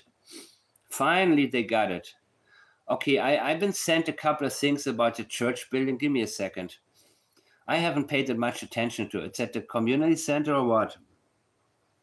Let me go through some stuff here. Because hey, C Legal. I just saw you in the other chat when I saw my name. And I figured I just played the Jordan message again. There's nothing good about it. Nothing telling about it. I mean, it's, I can play it again if you want. And he blocked me after that. It's called a hit and run. Who sent me this with the church, man? The image of the church. Anyways, I will show you now these images as I got them, okay? Here we go. One of you went there a couple of days ago and sent this to me. No, Janie said, somebody said, shh. And he heard a female voice behind the trailer saying, shh. No, that was not about Malaya. And Janie said, I hate to say it, but Darren and Belinda. So she basically claimed that Belinda fabricated something that she herself told Belinda. No. Please make sure you don't. I have it in my older videos.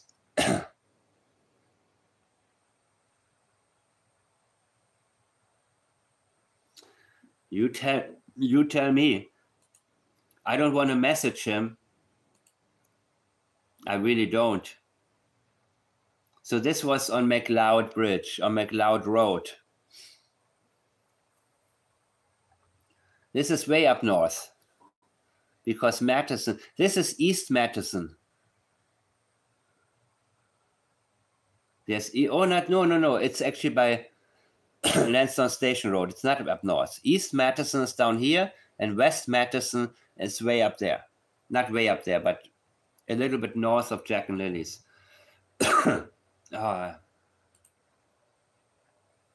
I guess this is Middle Pictou River.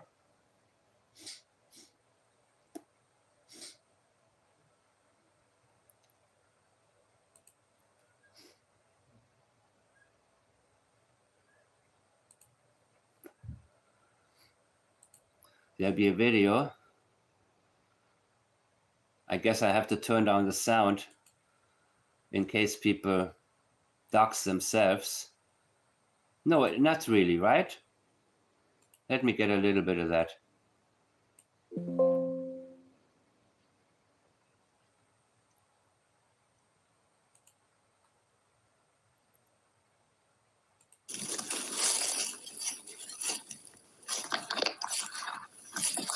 Middle Pictou River.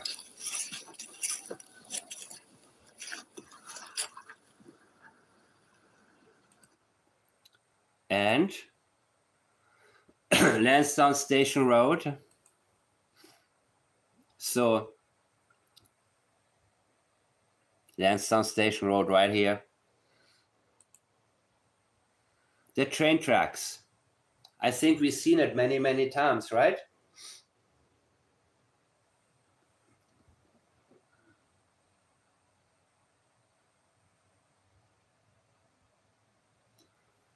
You guys still here? What do you mean? What wasn't Jordan, Sea Leaguer?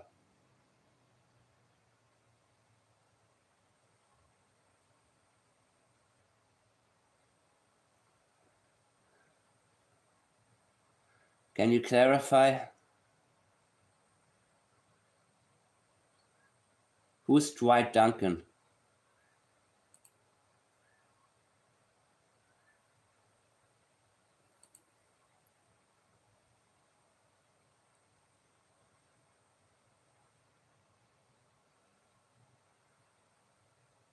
What are you talking about? What wasn't Jordan?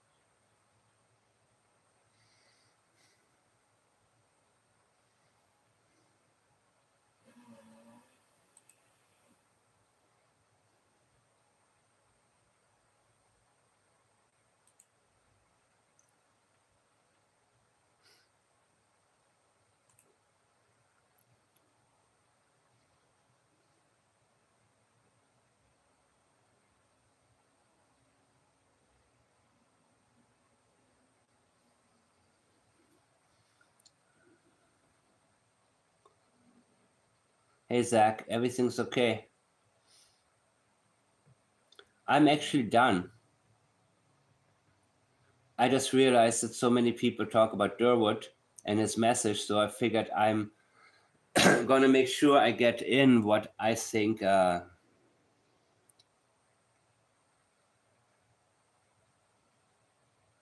parking lot on Thursday. Oh, yeah, the parking lot on Thursday. No, I don't think it was Jordan. I heard another, yes, Edmund or something. Right.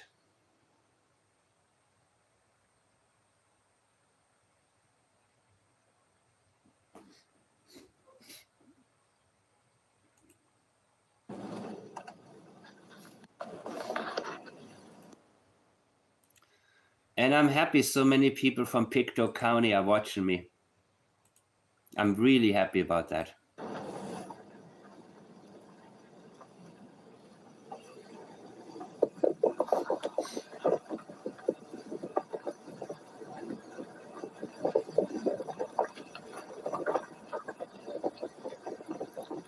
Well, the thing is that for 6 months I hadn't paid attention to Derwood, and people are still paying attention to them. So now finally I'm like, let me see what this is all about. And let me see why Kent actually supports him.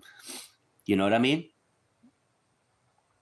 I mean, not too openly, but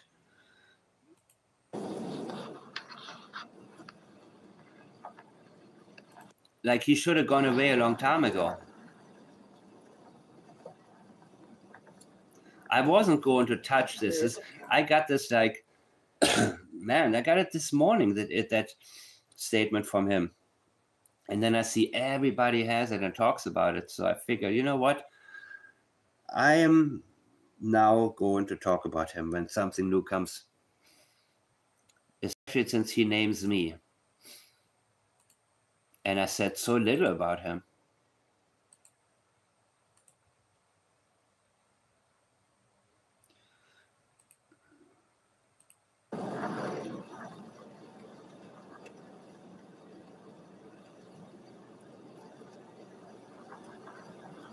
That's exactly what I'm talking about. Kent and Derwood talk on a regular basis. About what? About what?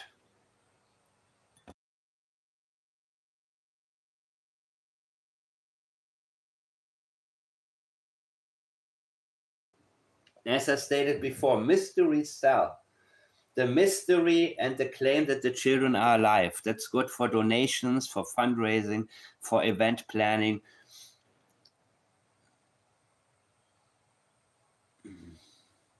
Well, I'm going to go through this and then I don't know where I'm going to go, what I'm going to do.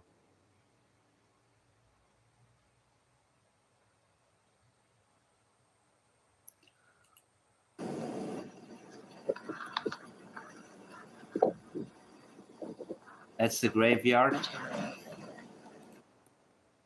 And this is a church.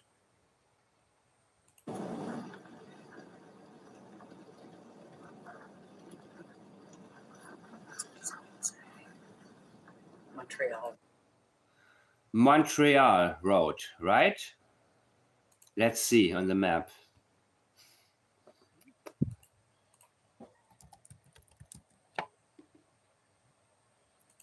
One second.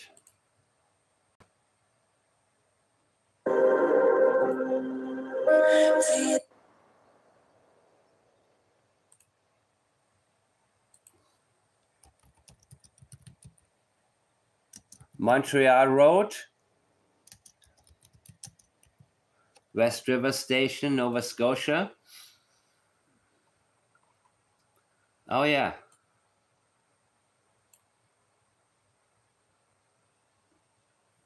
See this? Mattison West, here's the lake. And I guess if you go down there on Mattison, you come to Montreal Road. And I guess this would be where the church is located. Am I correct about that?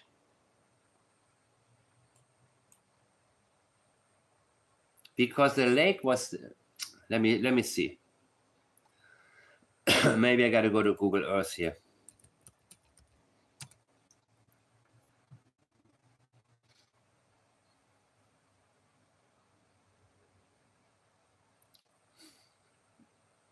Let me Earth. Okay, there's Mattison. And Montreal is up there, right? Montreal Road. Gee.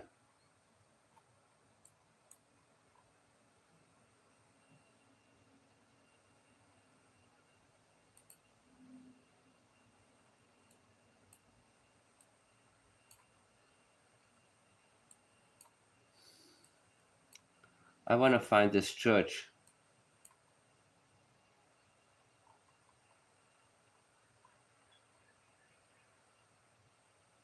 What's the address?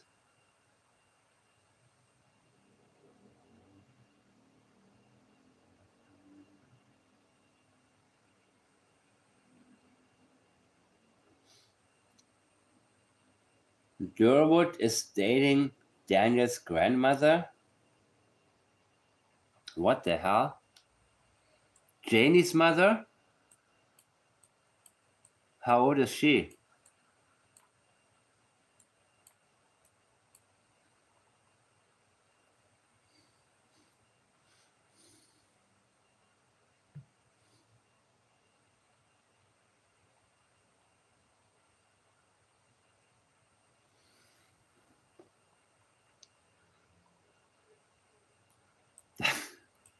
Oh my God. I'm hearing so much about Derwood and whom he's dating. Like, I really don't want to know. I don't want to picture this. I'm sure he's here. But I also had to get rid of him after some remarks, man. I'm tired of these fools. Oh, I don't know where I'm at right now. Okay. Let me see if I got more messages here. I mean, if I got more videos. Okay, got it. Give me a second. You guys can look it up yourself. I don't need to do it. You're saying Montreal Road here. Montreal Road. And there's a church. I just showed you where it's at. Because the video before was from Matheson, right?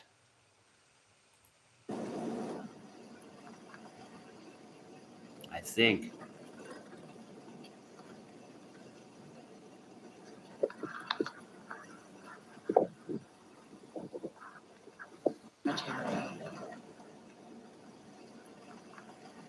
Yeah, I think they don't have many choices when it comes to dating. I agree. And everybody's kind of related up there anyway. This is a cemetery, right? Okay, that's a cemetery. And I remember seeing that. First, the cemetery. And thank you if you have the patience to still be with me, because I'm struggling here.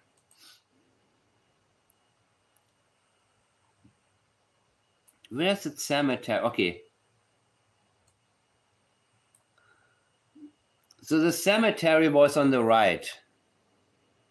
So there must have been here, where Matheson reaches Montreal Road.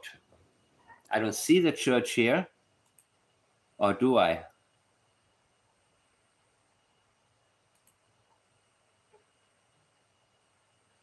Do I?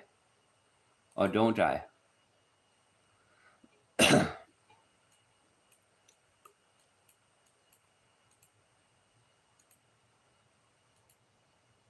I don't even know why I'm still on. I didn't want to say goodbye yet. So don't expect anything now, okay, guys? I'm just kind of like, I don't know what I'm doing right now. I guess I'm taking requests and sharing what you guys share with me. Oh, that's a good question, Charlotte. I mean, you know what? This is a really good question. I don't know. How many cemeteries? Is this? Okay, that was probably the one that I just saw. I don't know what was tested. I have never seen a picture of the star. They found a holographic star. I have never seen that. I have never seen pictures of the clothing or the purple item. You see, I heard rumors, but I will dismiss them. So, and I don't even remember, but I'm tuning out completely now. I don't want to hear any more rumors until I realize there's a reason for me to pay attention to it. But somebody said, what, purple underwear with blood on it? That's not what was said on the police scanner. I don't know where stuff like this comes from, but that's why I, limit what I'm listening to. So don't send me a, hey, Ray Ronald. And hi to everybody that I haven't greeted yet. We've been on for a while. The first hour was very productive, and I'm fading out. But it's been a few days since I did an extra live. I pre-recorded a bunch of stuff, and I think it's a good thing because a lot gets lost in these lives, guys. A lot gets lost. And it's easier for me to sometimes make a 10-minute video about something specific, so it's going to be easier to find later on. And Mary Wong, if you're here, say hi, please.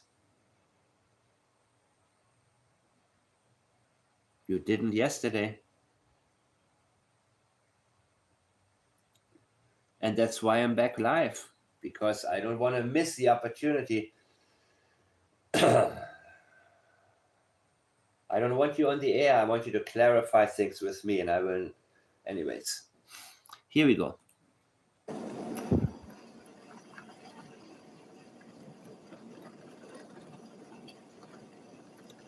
I don't know exactly where I am at right now. Yeah, this is a cemetery.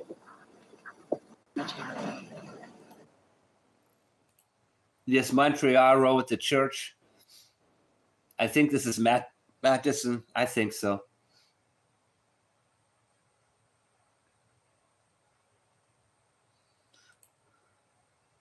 What have we got?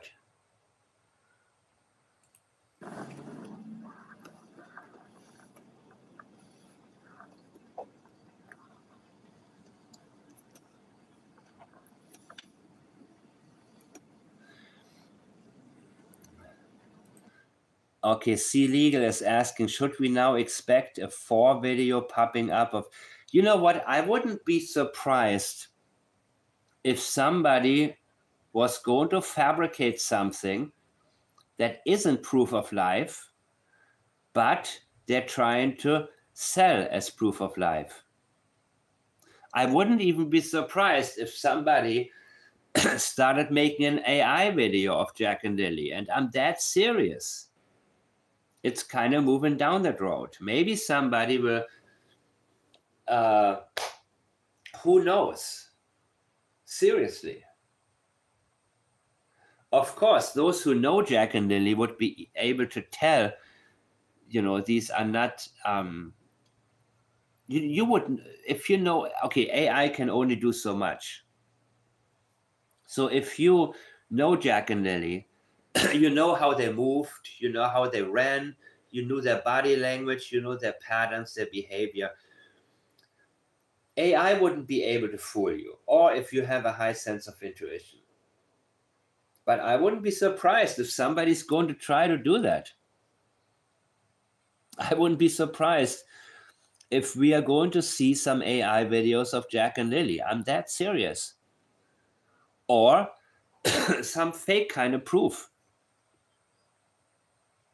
Because somebody is reading what Derwood says and will say, ooh, that's a good idea. Oh my God. Hey, donations are increasing ever since we announced the search for one day. Wow, and now, we got to keep this going. We can't let people think that they're no longer alive, because then people will say, well, I'm not going to donate. That's police's responsibility. No, we got to let people think they're still alive, because then, and only then, people will be energized and they want to be a part of it. And they want to make a difference.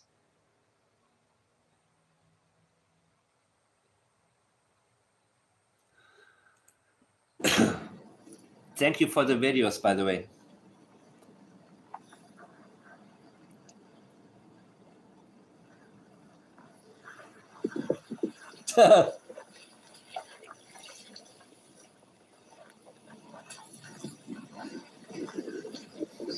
Really? Listen to me, okay? In case, let me make sure that I will tell you exactly what Derwood's pattern is. If you pay attention to him, and a certain percentage of people believes him, he will come up with anything. It doesn't matter how blatant it is. If you don't believe him, he gets angry and he will name you.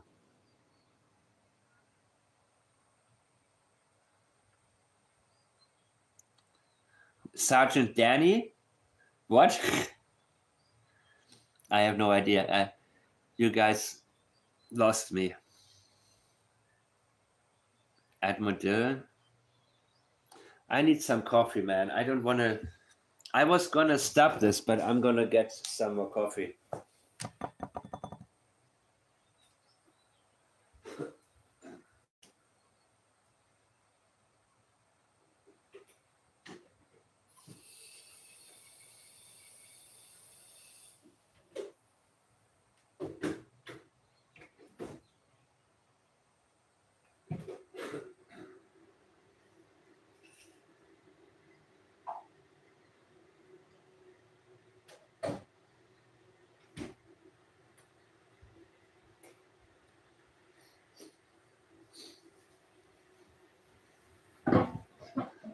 Well, as long as you're up, I'm up. How about that? But you see, here's the deal, guys.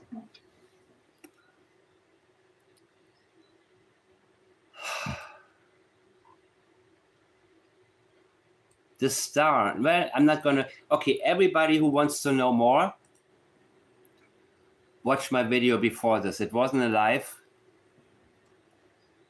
And this is the one that got it all. That I'm not going to rehash right now. Just for those who missed it. It's called, and give me a second.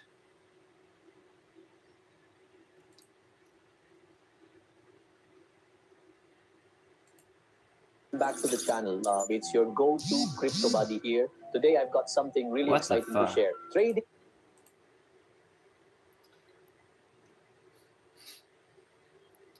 The video is called wait,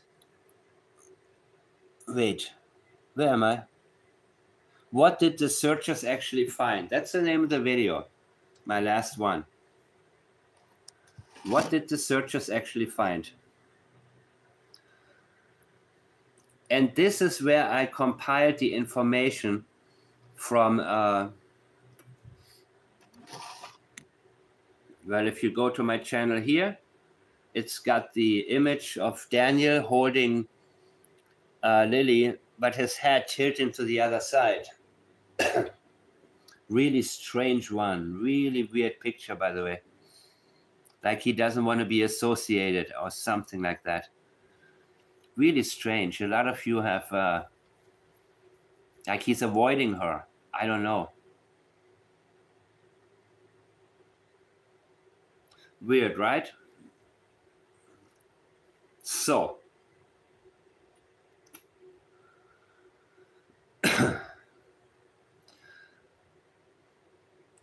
That's the video where I talk about the searches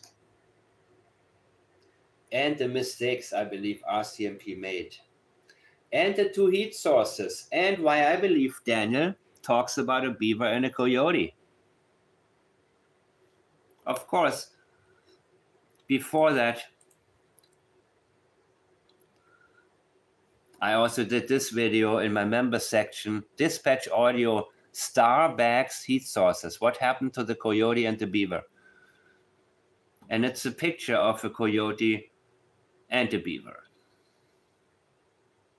And again, there's a reason why he says what he says, people.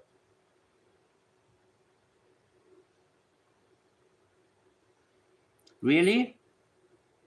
I do that. 10-minute videos sometimes take me 2 hours to get through. And until I'm getting it, I don't move on. I don't move on. Until I understand exactly what I need to understand right now, I'm not moving on.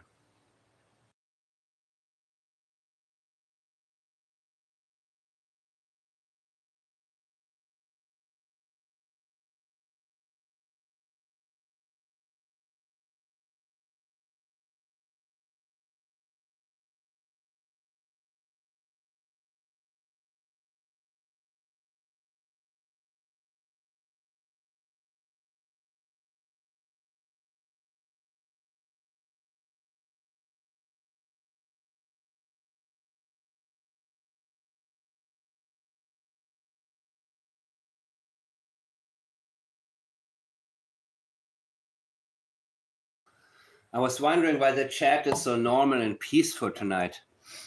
And then I remembered to hit the subscribers only thing, where you must be subscribed for at least 20 minutes.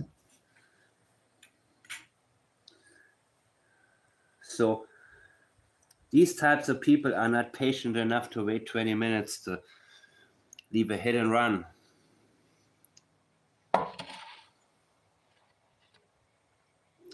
Okay, what's going on in everybody's life? Everybody good?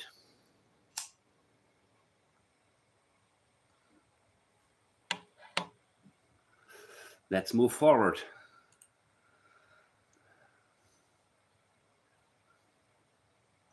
I'm not sure what I'm looking at, but it looks good. Is it Middle Pictou River somewhere?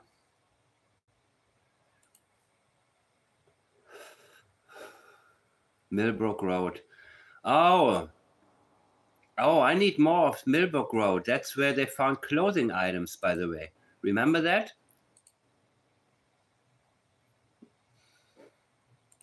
Maybe I didn't saw, maybe the images didn't come through in the right order.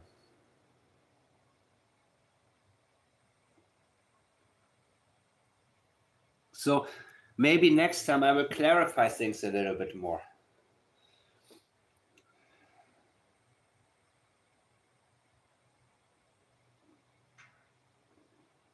But who cares about Jordan Geddes' messages to me?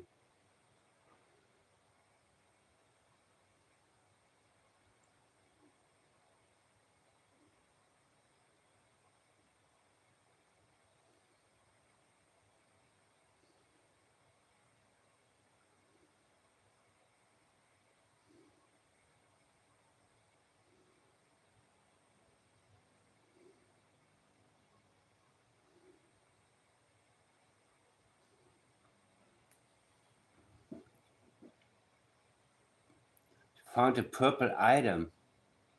Yes, 1267 Millbrook is the address where clothing was found, but the other two items, the pink shirt and the blue shirt and the purple item, I believe that that was something else. I believe that these coordinates came back to Lansdowne Road.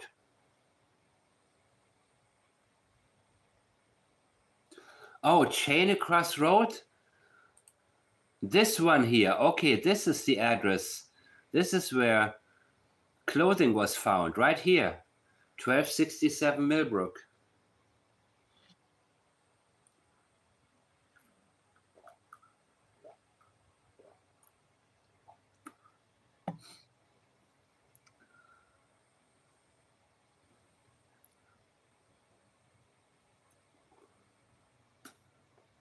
I'm happy to share my thoughts. That's really all I've been doing today. To make sure that people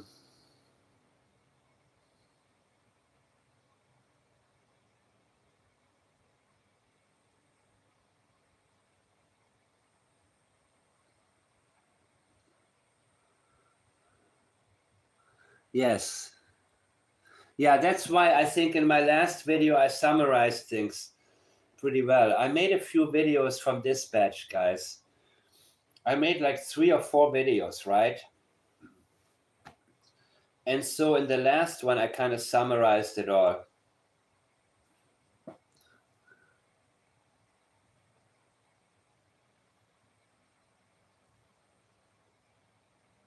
No, it was 1267. I heard it on dispatch. You can hear my last video. It's all there. It was on dispatch. 1267 Millbrook is what was said on the police scanner. And this seems to be it. And there seems to be a house or a cabin or something.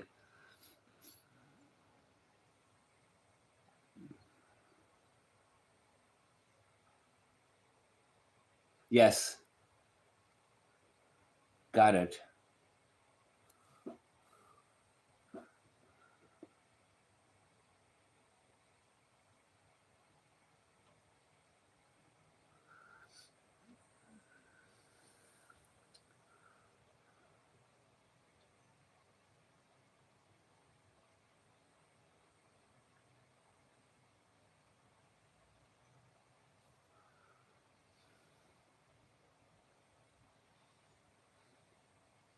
Yeah, I don't think about closure and justice too much. I think about the facts. That's my job, to get the facts. Regardless, you know, if police doesn't do their job, there's nothing I can do about it right now. Other people can do something with the information I provide, but it's up to them.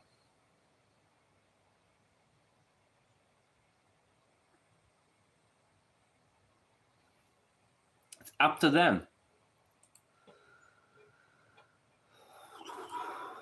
I think you guys can see this, right?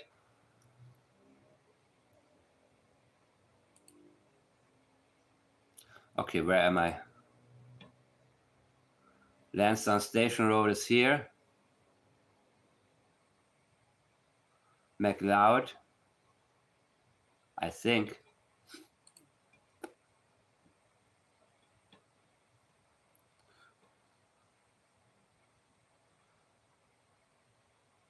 Water bottle, yeah, okay, the water bottle, yeah. I forgot about that one.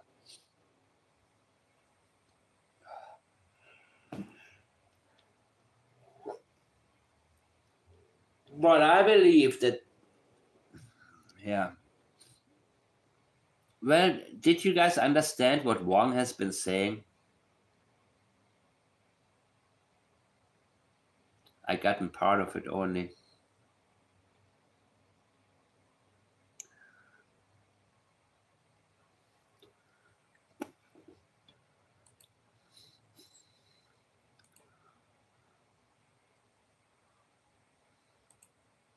A lot of images, I love it. Oh, I'm going to get to the one image that I was going to look at.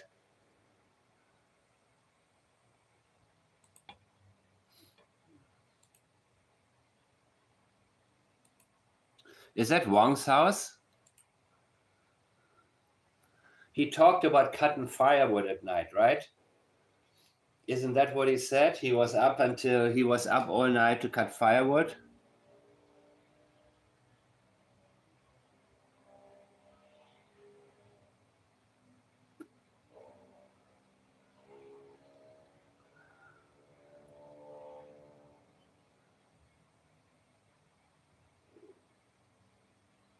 Always within earshot. What does that mean?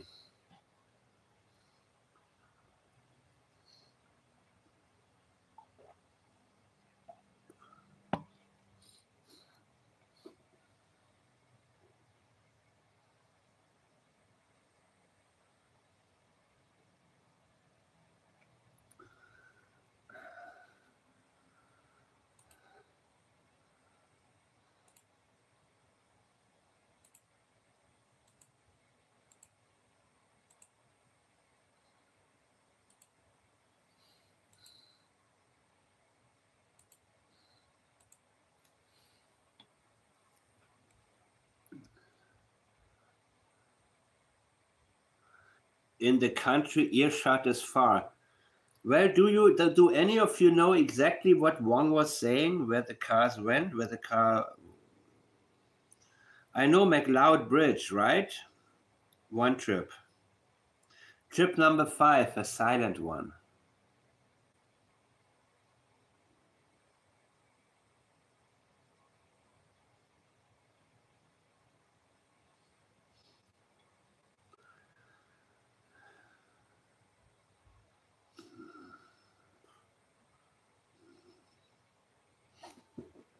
I don't know, dudes.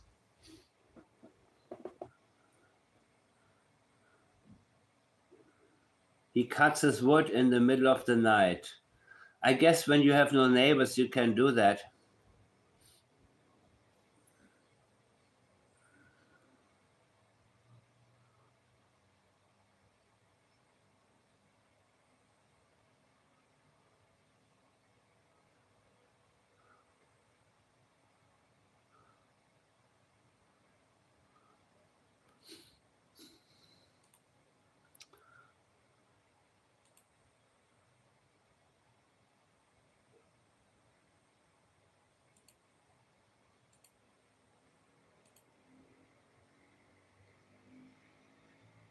I think this is Wong's house, right?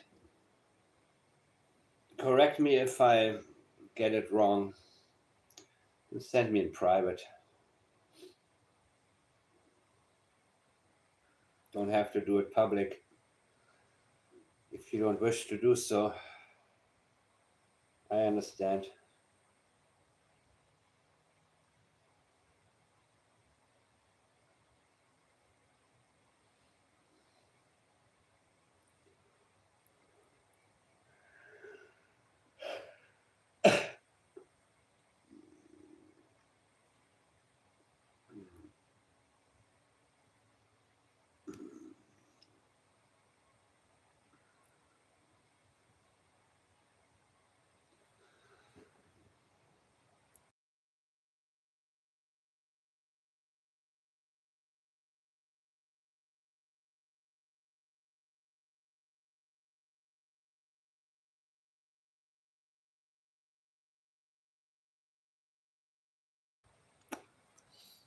So,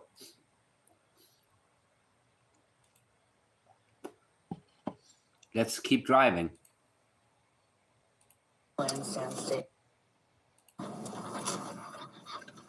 Lansdowne Station Road. Okay, so we're turning down the Lansdowne Station Road.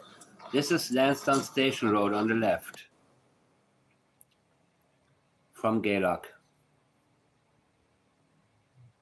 Okay, we're going down Lansdowne Station Road. Do I have this in the wrong order? Lansdowne Station Road. And then Wong's house on the left, I think.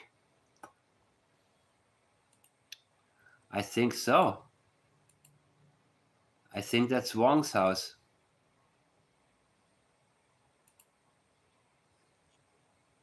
By the way, you guys get alerted these days for these lives? A lot of people don't.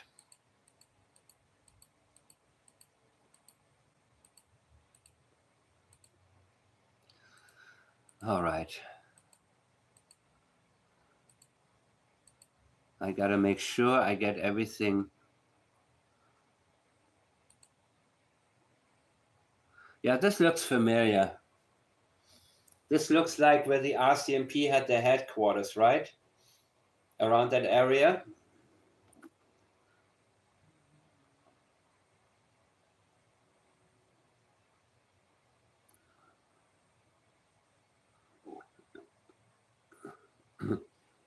I don't think Wong is lying. As for Smith, I want to know his exact location. But you know what? The information is not clear. What did he tell police?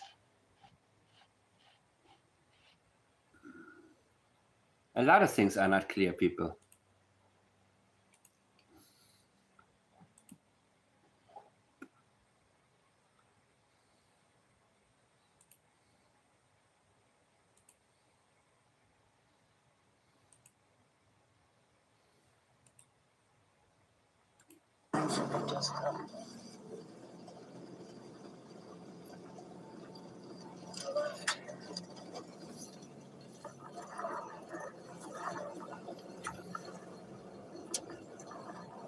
Is that 179? No, that's 83. 179 should be just cut.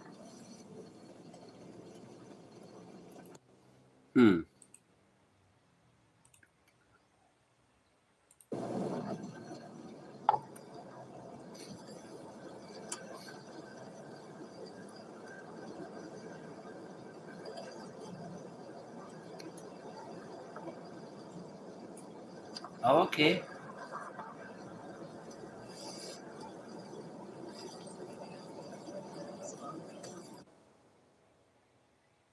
Oh, wait.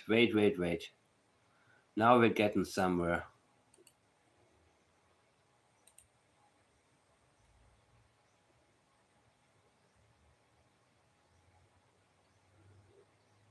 Not sure what I'm looking at.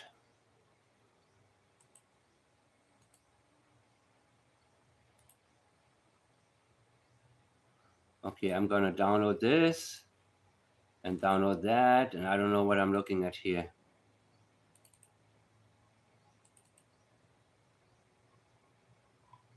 And I'm fading out, people. I think you can tell.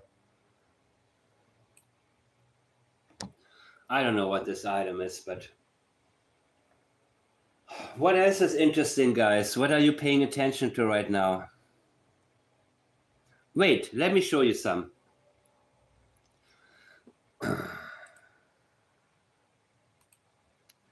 Yeah, Wong is very inarticulate. I agree with you.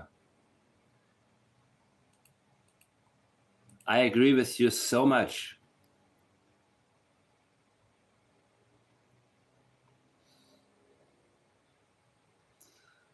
There's something else I want to show you and ask you about.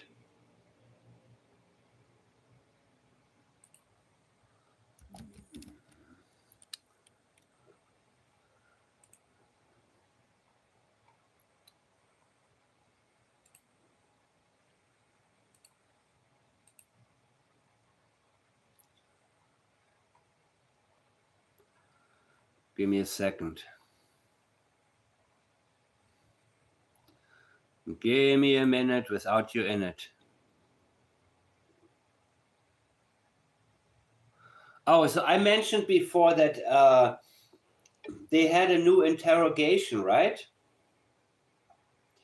Malaya on the 31st in the morning was interviewed for a couple of hours.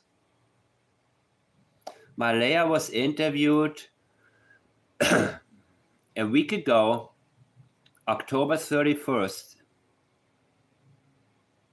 in the morning for a couple of hours, allegedly. And Daniel as well. I don't know if I'm at liberty to show these images here, these screenshots. Problem is, if I do, somebody will know who got them for me. So I want to make sure that nobody is being alerted or get kicked out of a very important. Okay, so I don't know where this is from, by the way. It was sent to me about what Wong heard. And Wong, I mean, the mix. What I'm seeing, the mix of Wong's the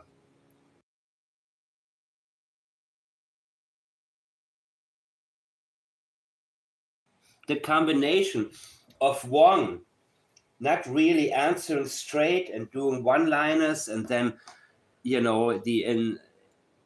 and the questions that are so stupid that he pays attention to. You know what I mean? So let me get you. Okay, so Daniel was interrogated again, apparently, and so was Malaya. And Daniel has one more interrogation coming up, from what I understand.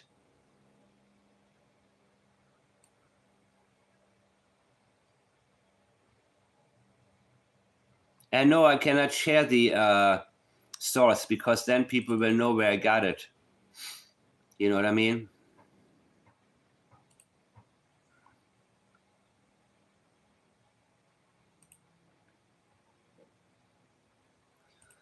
So, I don't know, man.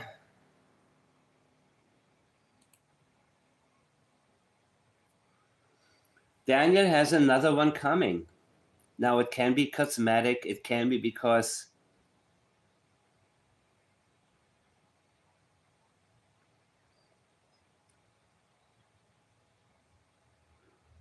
yeah. So for those people who come late now, I don't know if you guys got alerted or if you were somewhere else or whatever. Just to recap it, I was now making sure that I go into the detail. This is my first ever analysis of any of his statements, because I think that we need to ensure that we get the whole story here. Derwood is speaking to the Canadian public, and he is worried about the podcasters. He wants to be known as a good guy in the Canadian public. I believe he wants to be like Kent. He's looking at Kent getting all the glory, and he's thinking, wait a minute, I came up with this bullshit story. They're using my script. Why am I,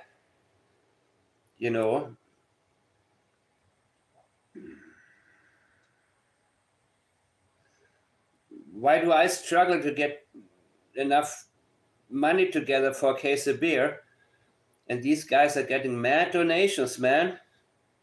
No fair. I think that's what Kent is thinking. I mean, not Kent, but Derwood.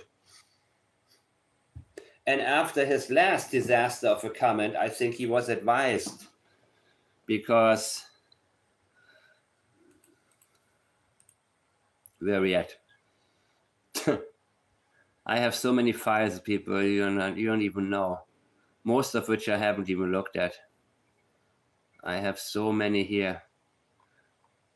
And this is a new laptop, and it's all almost like full.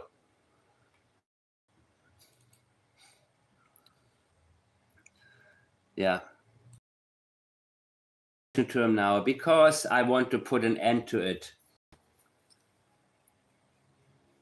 Wasn't worth my time, still isn't, but you know. Yes, Charlotte, yes.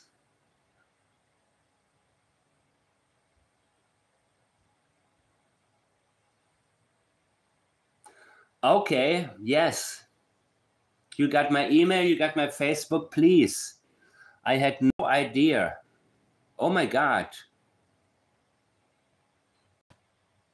She was here the other day. She made some comments, but nothing about the car, just random comments or like talking about the case. Like she watches my videos, but she doesn't reply to my messages. Your people. Yeah, you caught this one, huh?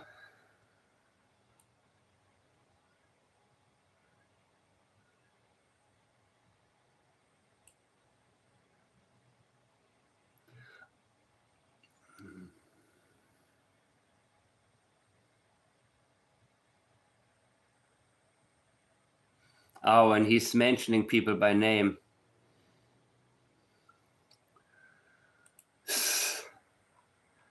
And he hates a balance.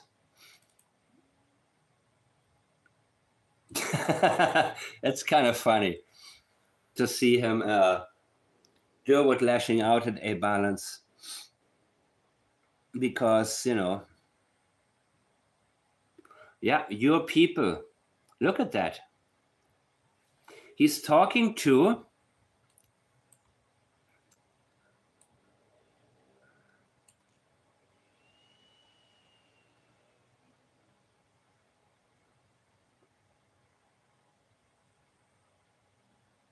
no need to disclose anything, but then the courts will have to decide. You idiot. You're telling people they'll be anonymous, but then the courts will have to get involved. What the hell are you doing? How serious are you about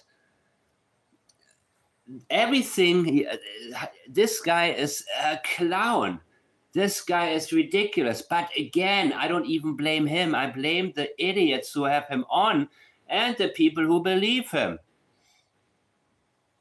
This is out of control. This is absolutely ridiculous. And don't even think about saying, oh, I always knew. If you had him on and you asked him questions that show me, your language tells me that you believed him, or at least you considered that he was truthful in the beginning, I will know. But now it hits Derwood very hard because people go with the flow. They don't necessarily understand what you understand, but they realize that now the trend is going against Derwood. That even the dumbest ones who had him on are now saying, no, I never believed him and he's full of it. Well, nobody believes you, Derwood, anymore, right?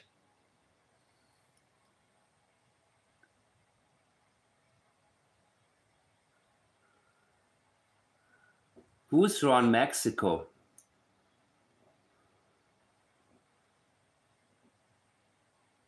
It's Ron McKenzie, not Ron Mexico. What is this, autocorrect?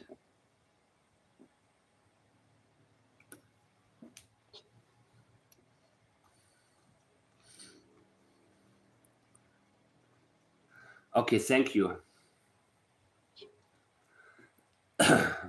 Oh, I'm sure they are. Did you send it to me by email or no, by Facebook, right? Oh yeah, got it. Wait a minute.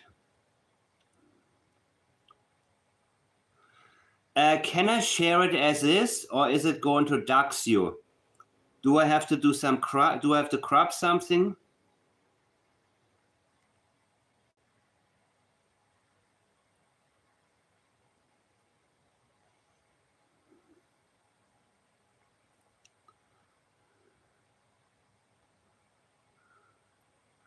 Tell me now, before it's too late.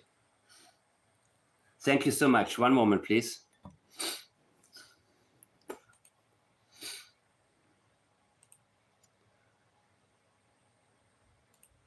Uno momento, muchachos.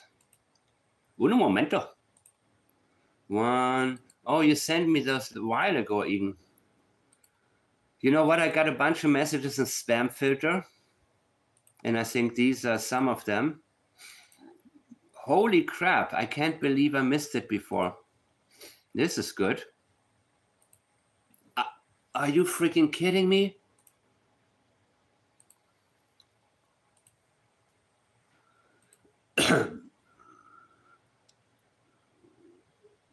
You see, that's why I'm now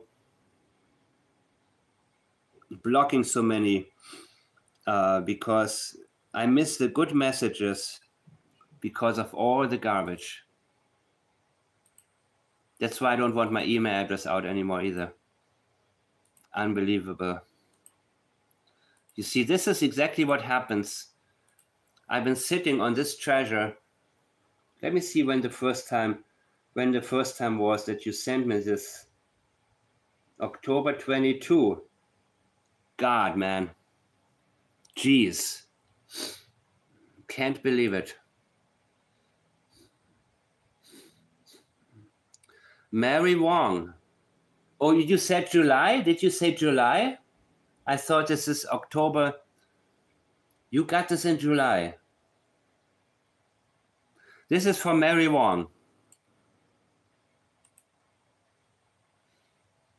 Well, we were fine. Janie's brother Wayne used to stop and ask if we seen his dog whenever it got loose. And Janie used to wave when she drove by. But now the Mackenzies are shooting off mostly Daniel to YouTubers. Has it been already shared somewhere else? That was from July, people. Unfreaking real. Unreal.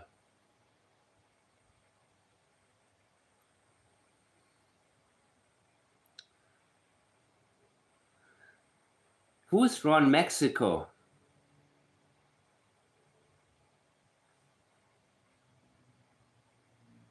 Ron Mackenzie's name online is Ron Mexico.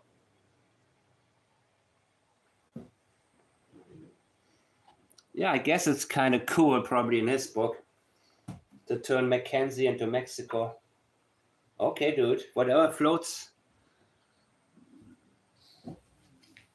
Whatever floats your kayak, bro. If it's catchy to you, it will catch on. Tell them how to feel, and eventually they will. So. Again, thank you to the people who sent me the Derwood thing.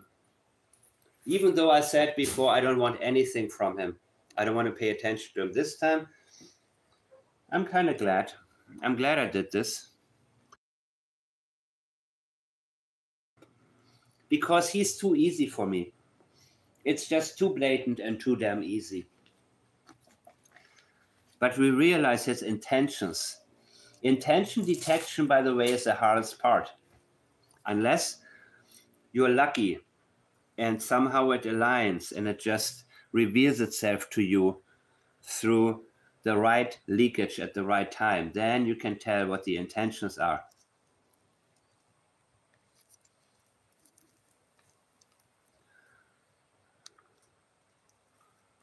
So much hate towards whom? Towards Ron? Okay, so Mary Wong says that everything's fine between her and the Mackenzies, but now the Mackenzies are shooting off mostly Daniel to YouTubers. Yes. So Mary, this is very interesting because Mary Wong is telling us that there was never a problem between them, Daniel and Janie. But until Wong talked to law enforcement. And that triggered Daniel to say about Brad Wong and his family things that were intended to get us to disregard anything they would say or that would come out about what they have said. It was an attempt to discredit them preemptively. Janie did the same. Well, that neighbor, he was in trouble with the law and and it was immediately clear to me that there was a sensitivity there. There was something about him feeling the need to talk about people that I had no idea even existed.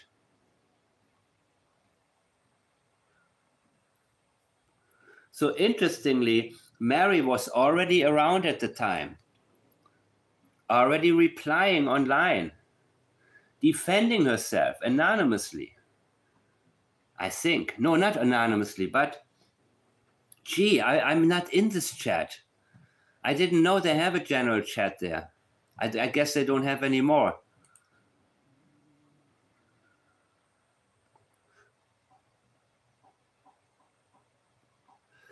And then she says, some of this, oh, Callie Gibson is in there too. Somehow this just popped up that I'm in this conversation. All the shit about neighbors is not all one person. Well, that's when Daniel started trashing the neighbors.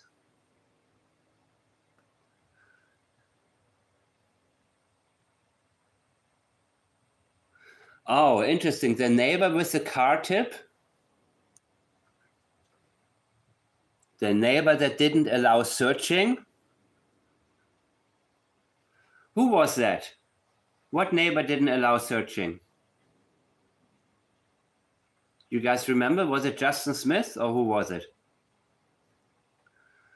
And the one that posted about the party is not the same person, 3 different people. So this is telling me that, okay, Wong gave a car tip, but he didn't allege there was a drug party.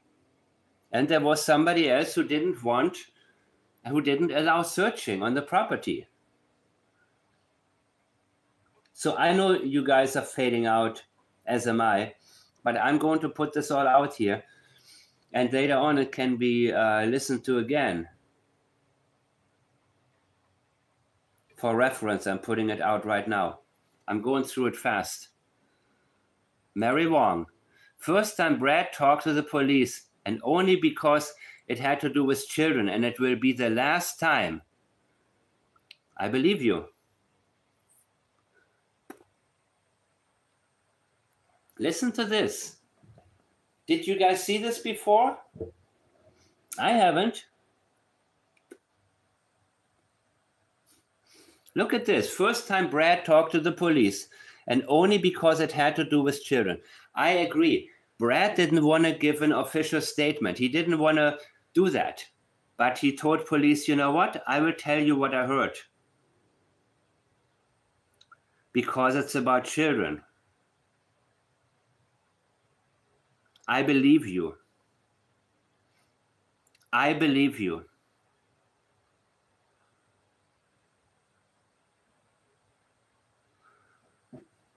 And it will be the last time. Remember, Janie said, he has 2 boys. They go on the same school bus with Jack and Lilly. They told Daniel as soon as they left.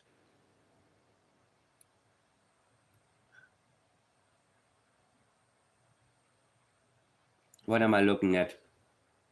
First time Brad talked to the police, and only because it had to do with children. Okay.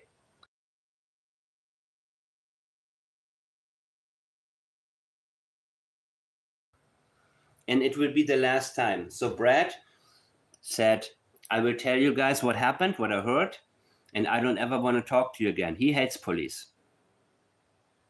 I believe he changed his life, but a lot of people who have been arrested before, they changed their mind about police. They have been treated maybe badly in their own opinion, and they hate police. That I can see that. They told Daniel as soon as they left, we'll never talk again. Yep, I believe you there too, Mary. Now, Mary Wong. And me and Brad didn't say anything on Facebook about them. We wouldn't do it anonymously anyways. Anyone knows my husband. He says it how it is. I believe you too. They were surprised because Daniel and Janie all of a sudden were trashing them. I'm not that great with all the creepy people driving by several times a day. And to all those people, if you're reading this, if you don't know him, you will. Wow, what does that mean? What does that mean, Mary Wong?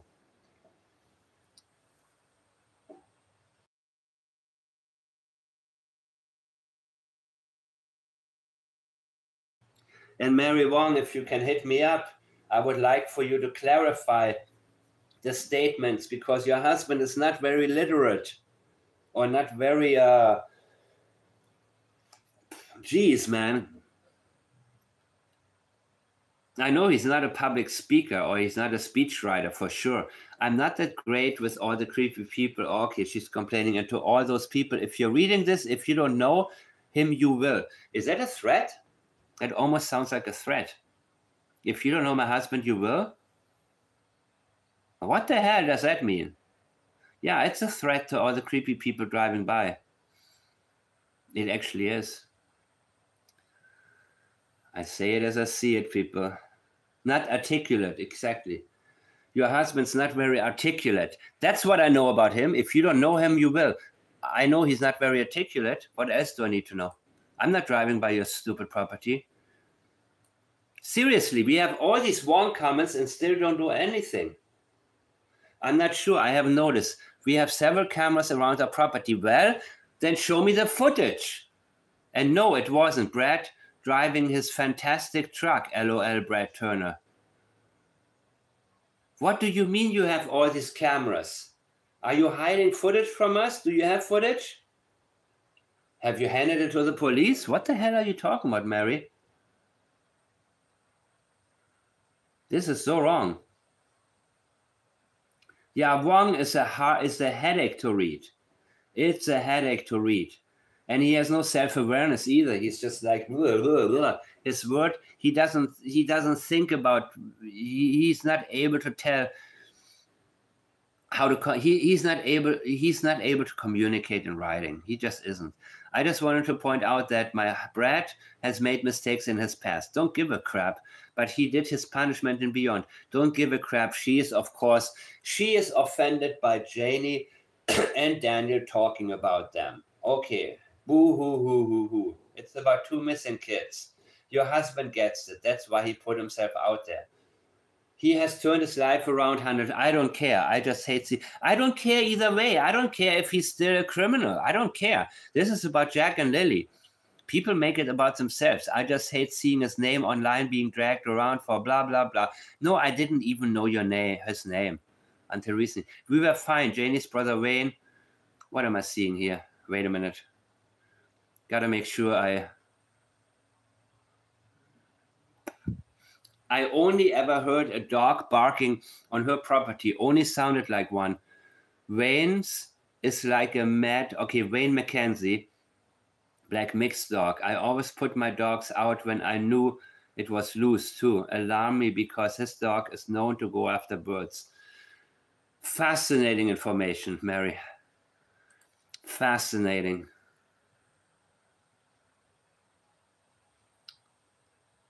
Okay. I think I skipped this part.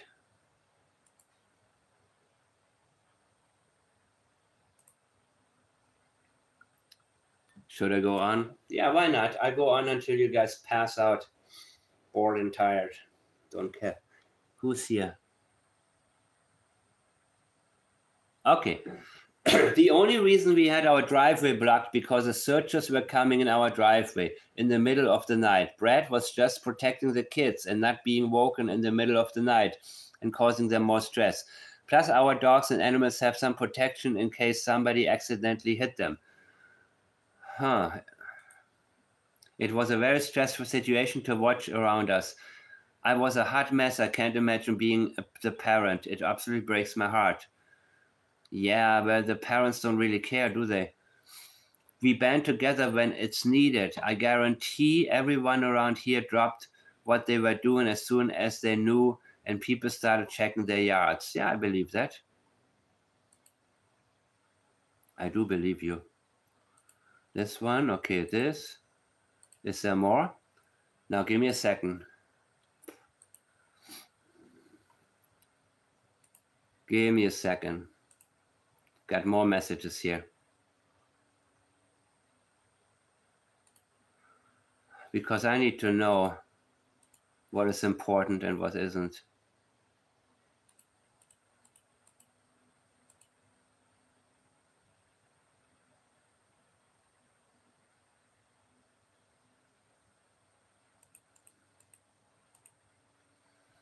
God, there is so much stupidity, man. Why do I have to read through this? I mean, thank you for sending it to me, but God, why do I have to? What is going on here with this case, man?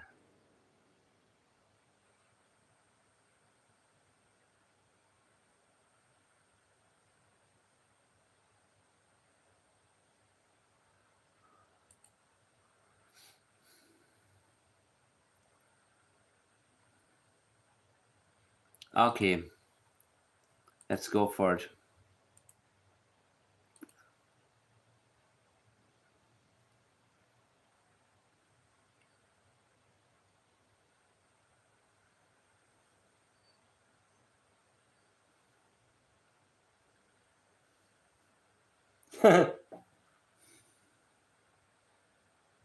Yeah. Wouldn't you like to be a fly on the wall when Daniel Martel alerted his mom that he totaled her car? And she said, Daniel!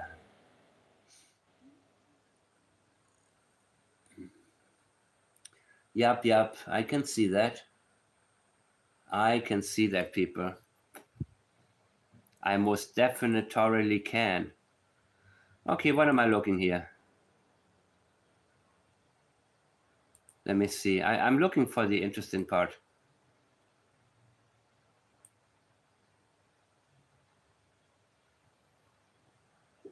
Yeah, he doesn't like police too much. RCMP tell you what they want you to know. Yeah, he's no fan of RCMP. I understand that. I got him pegged that way before.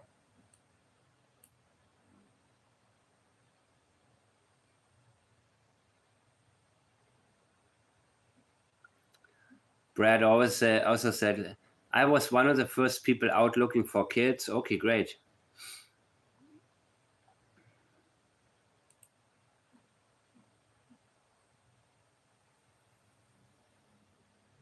Hatchback.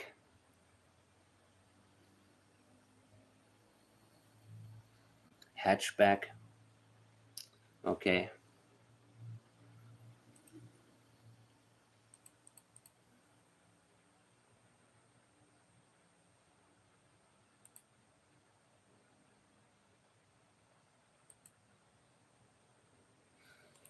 Okay, let me look at one more thing.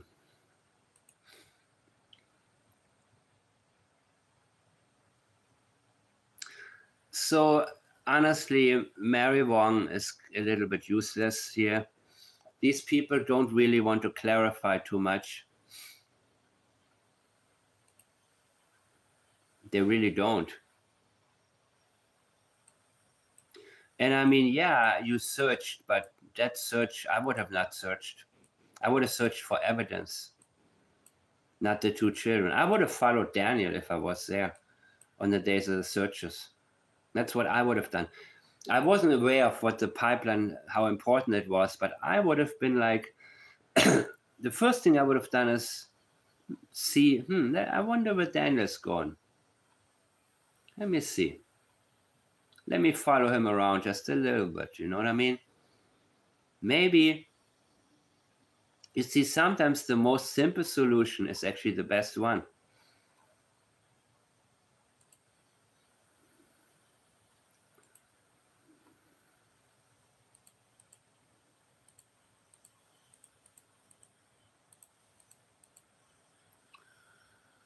Oh, what am I looking at here, people?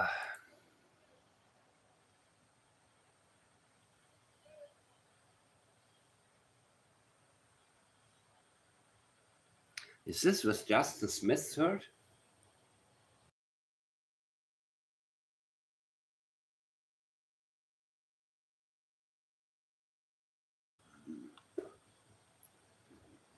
I don't know who this comes from. But let me look at it with you. I have no idea.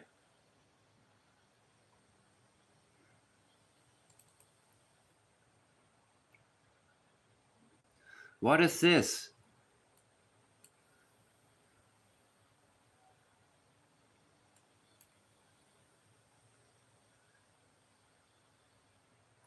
Explain to me what I'm looking at, people. If you know. I mean, I know what it is, but I don't.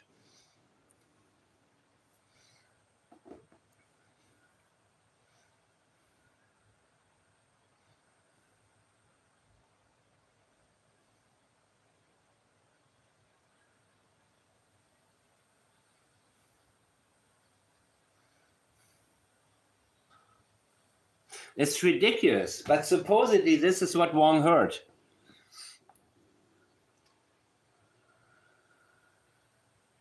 And the star is there, the location of the star. And Justin Smith would be, well,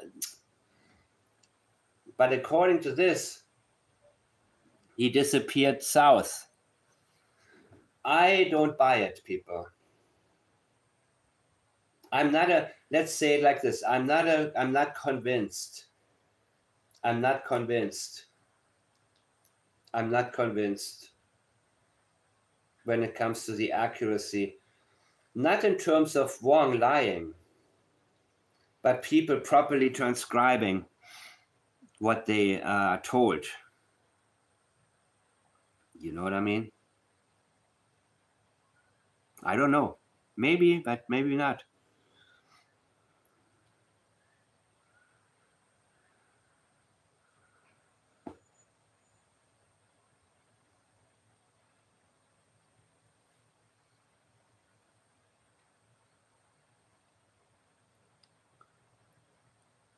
What should Daniel do?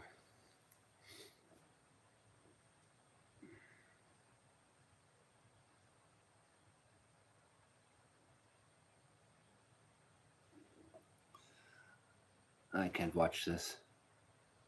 Here's another one. Again, what am I looking at?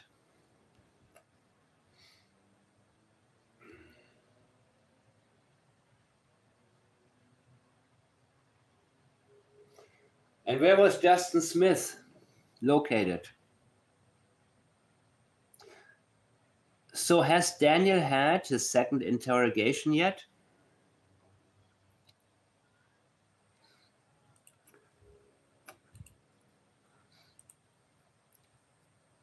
That's my question.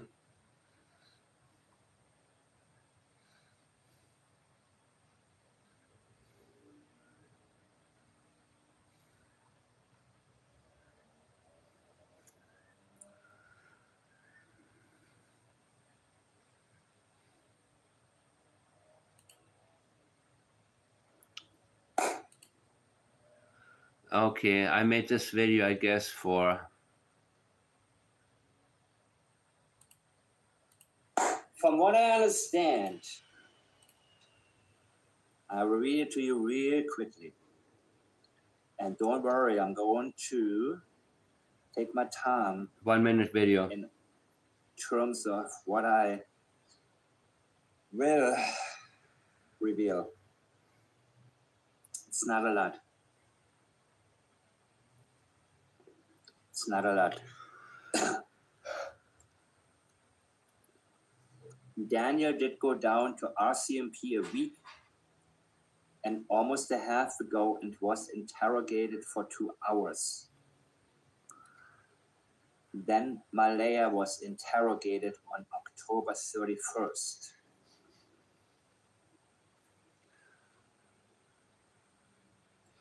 Possibly, not sure about the time, actually, by the 31st. It could have been earlier, as early as the 29th. no idea how long her interrogation was.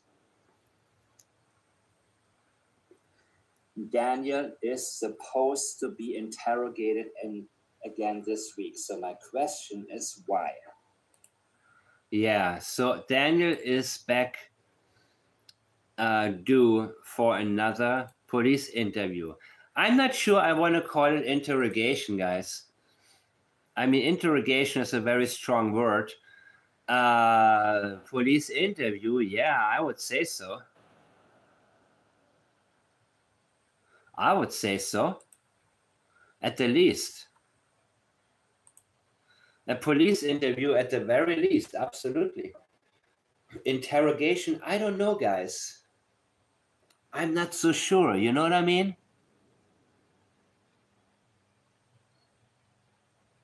Is he really on the hot seat again? Because we've been through this. So I don't get excited over it.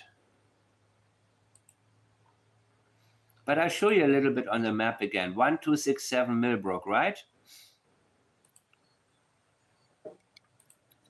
1267 Millbrook Road, Salt Springs. You know what's interesting? This is where the clothing items were found, right? 1267 Millbrook, right? And Montreal Road is right here. This is Montreal. And that's where the church was located. So it's not that far.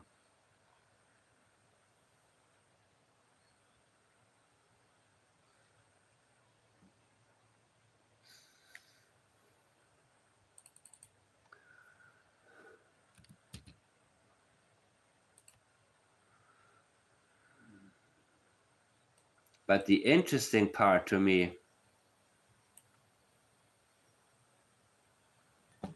the really interesting location to me is McLeod Bridge, guys.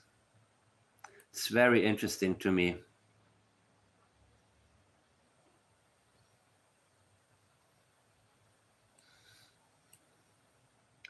Let's go here.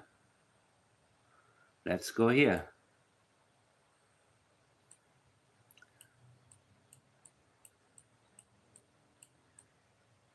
The bridge. I guess Middle Pictou River is there. So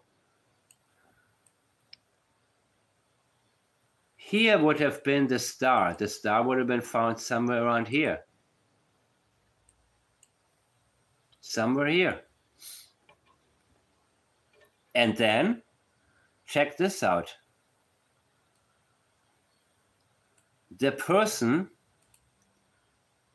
who found one of you watching right now, let's go back here.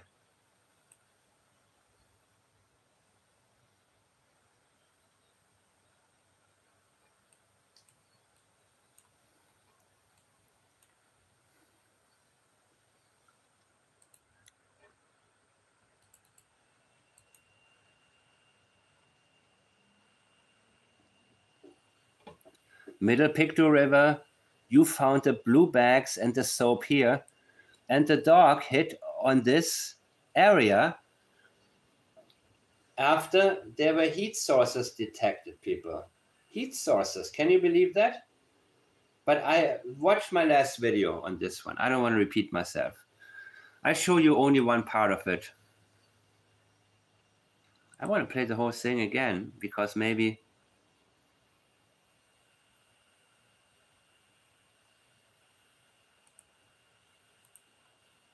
give me a second.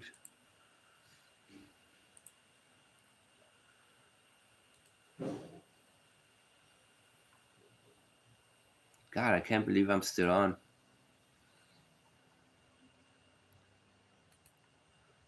This is one of my favorite. Jim hurts. Just do Tai Chi. Oh, shut up.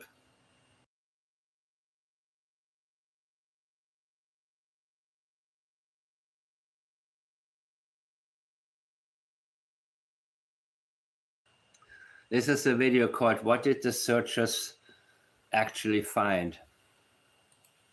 And in this video, I'm going into details about the locations.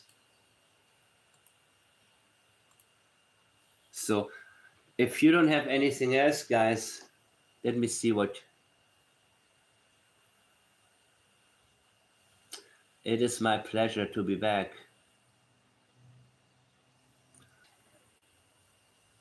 And if you send me more, as I get information, I will. Yeah, I don't want to spend time on what Wong said, because he hasn't given us really good information, and his wife, you know. But anyways, I guess I let you go, guys, go night-night. Oh, the black truck? Wait, I got someone that. Give me 1 second.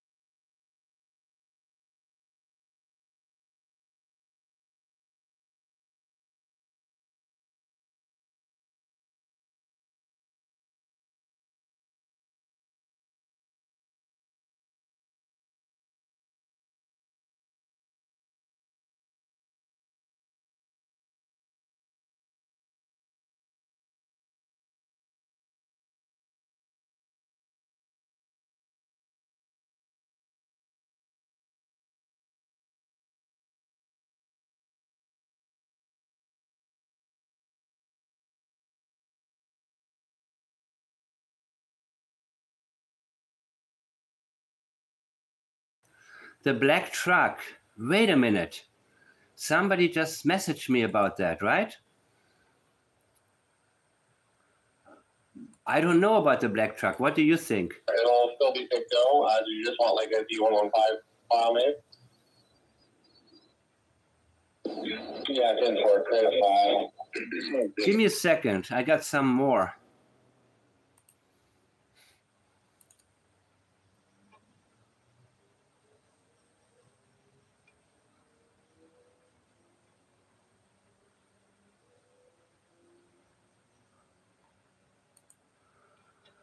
Oh.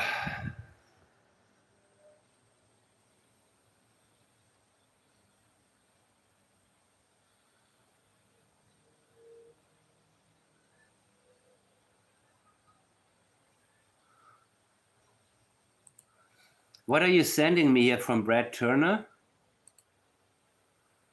I don't get it, sorry.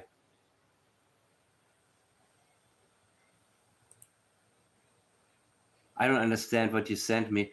This is from the person on Facebook. This is real.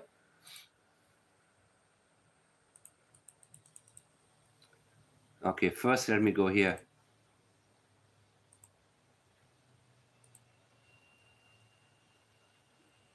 Where was this? Oh, that's from my video, right?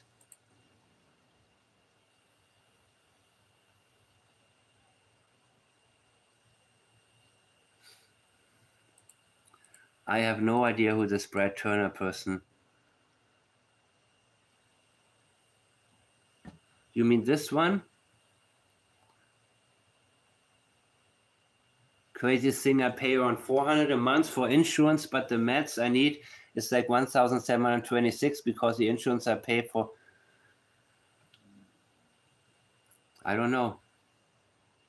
I don't know what this is about.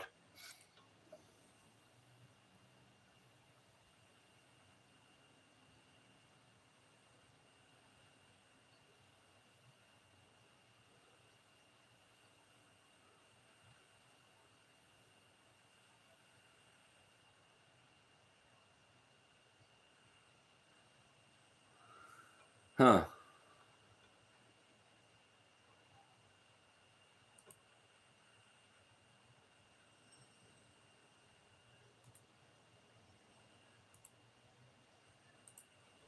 A lot of people are on medication. It's freaking crazy, man. It's absolutely insane to me how...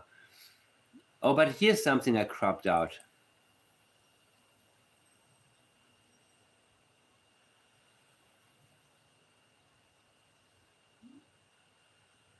I guess this is going to be an image.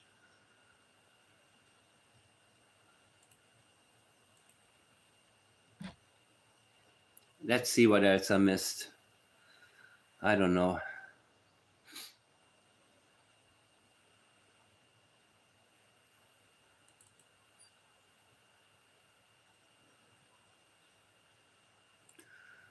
Oh well, oh well, oh well.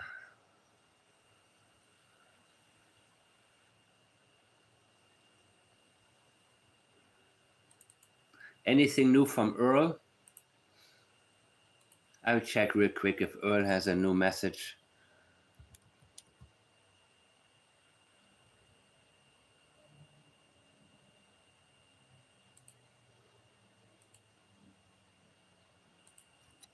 Yeah, some of you have wondered about Earl's message. Is that him? Wait. Oh no.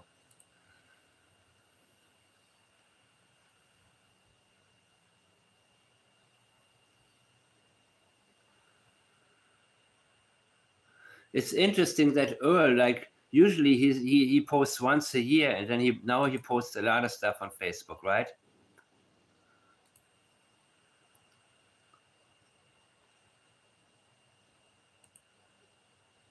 A lot. So guys, if you have anything, you know, that will show me which way you think that the car traveled, it's not easy to tell, man. Based on the comments from Wong. Something like that. It's always something like that. It's never really accurate.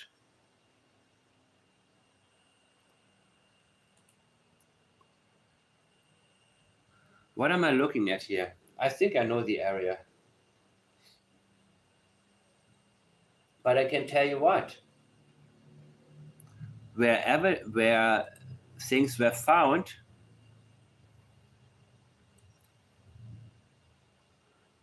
look.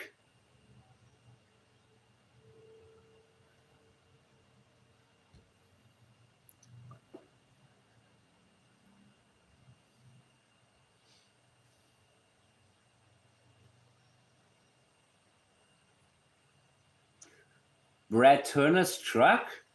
Mary Wong said Brad Turner's truck? Did she reply to a comment? Who is Brad Turner, by the way?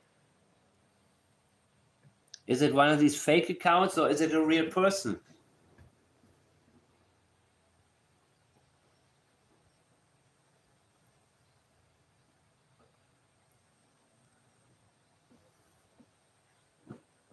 Want me to show it again?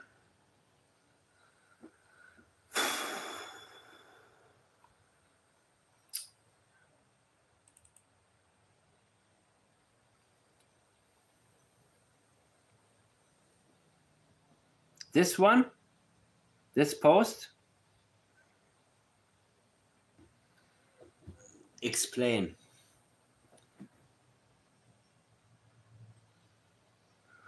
Is Brad Turner the bus driver? No, that's Brian Ward. Brian Ward is the bus driver. The school bus driver. And his wife, I was told his wife, Alicia, she's the woman on the, she was on the ATV that Janie talked to when Malaya called. Either way.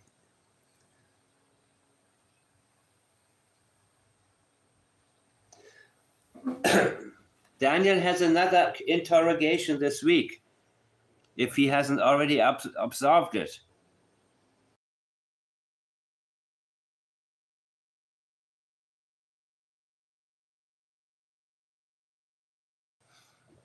Daniel is back in the hot seat. I don't know what's going on. I don't know if it's for show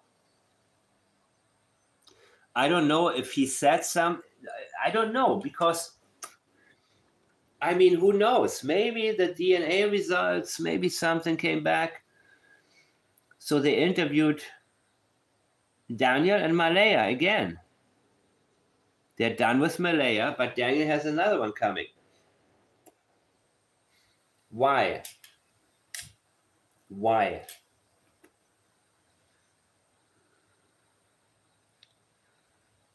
I don't know.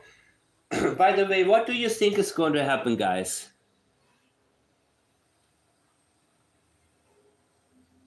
Yeah, exactly, AB. Yeah, I have no doubt that Derwood didn't stop writing. He stopped writing under his own name, yes. But there are strong similarities between the patterns of certain people. Derwood is back, guys. And he wants to stay. He doesn't want to leave again. He's back with a bang. He talks about a balance. Talks about me.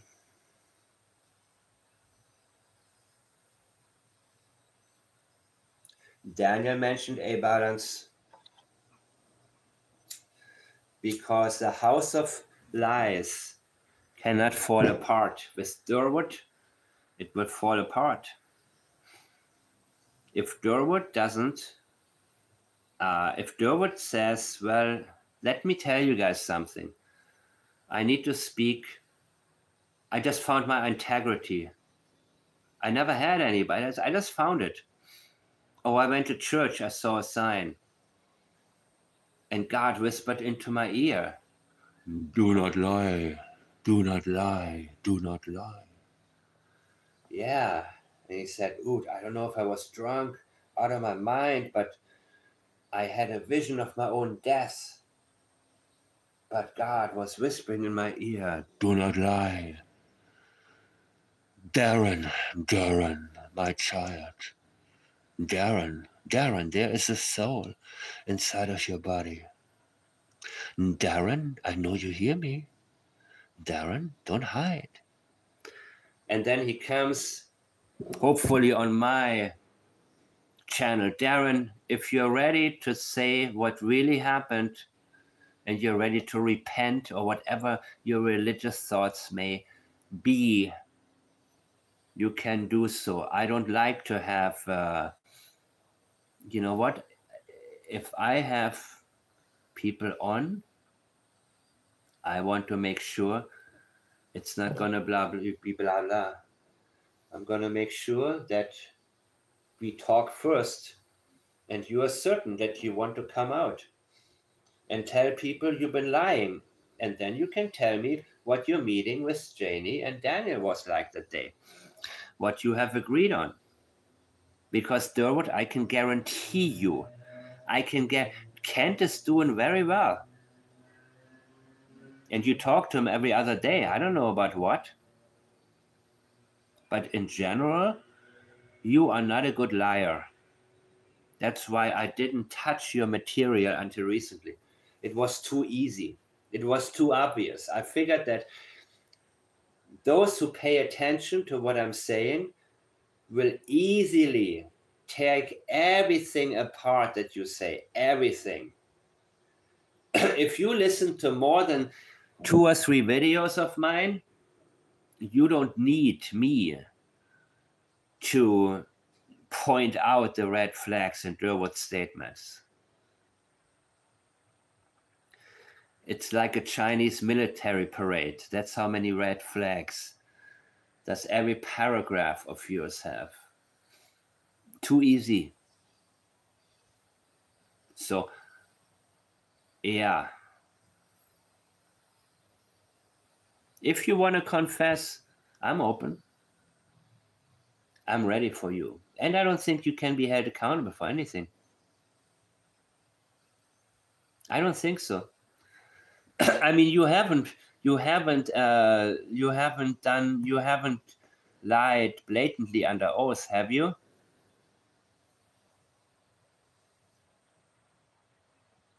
Or have you? I don't think so. I think you stormed out of the police station fairly quickly. I think when you were there, you got argumentative real quick when they asked you for more details, and you probably realized, no, I don't want to get in trouble. I want to keep Daniel out of prison, not get myself into prison. That was supposed to be the only thing that I discussed today. It was supposed to be a 40-minute video. But this dude gives us way too much. He's now a spokesperson for how do you call it?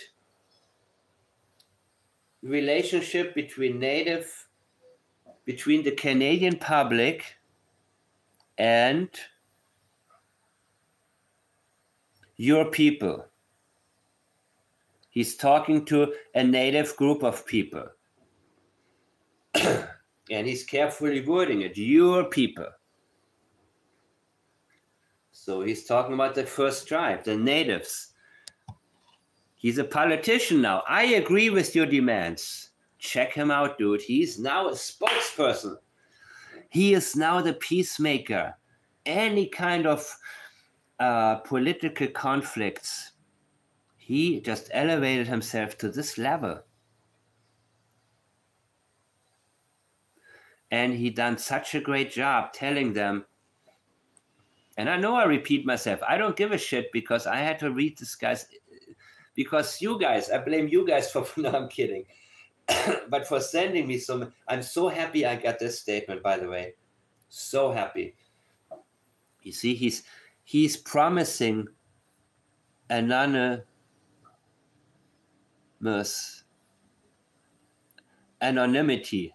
I cannot say this freaking word. Anonymity. He's promising anonymity, but then the courts will decide. What the hell? You stupid, you only want a sign of life anonymously. And yes, I believe you are doing the right, humane thing. Are you fucking crazy? If he was serious, he would not bring in the courts at this point. He would say, all we want is the proof of life. That's all we want.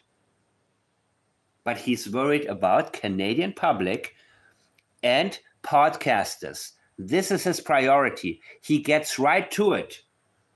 Quiet the public. He wants the public to be quiet about him because he's getting recognized. And the same way, thankfully, a lot of Nova Scotians watch my channel, which is a huge honor to me because this case is important to them. That's a huge honor for me to have so many people from Nova Scotia leaving me the comments and saying, you know, we agree with what you do. We like that you speak for us. Thank you so much. Thank you for that. That means a lot. But the same way Nova Scotians pay attention to what I say, they also don't believe you. And that's the problem. You call it the Canadian public. Well, I don't know what all of Canada. You see, a balance. What do people, how do people in Ontario, right? Do they care about the case? Do they talk about the case? Not so much. I know in Nova Scotia, people know you, Darren. People know what you said, and people know you make no sense. Which is why you're talking to the Canadian public. You're not talking to some fantasy group of natives whom you tell you agree with their demands on behalf of all of what? Of all of Canada? No, dude. You're not committing to anything, and that's been the problem from day one. To anyone who gives a crap. This is not how you alert. This is not how you started. Even if you don't like the YouTubers and even if you don't like what people say, if you are serious about the sign of life, you will not start like that. And you're just as convinced as ever. You've never been convinced or convincing.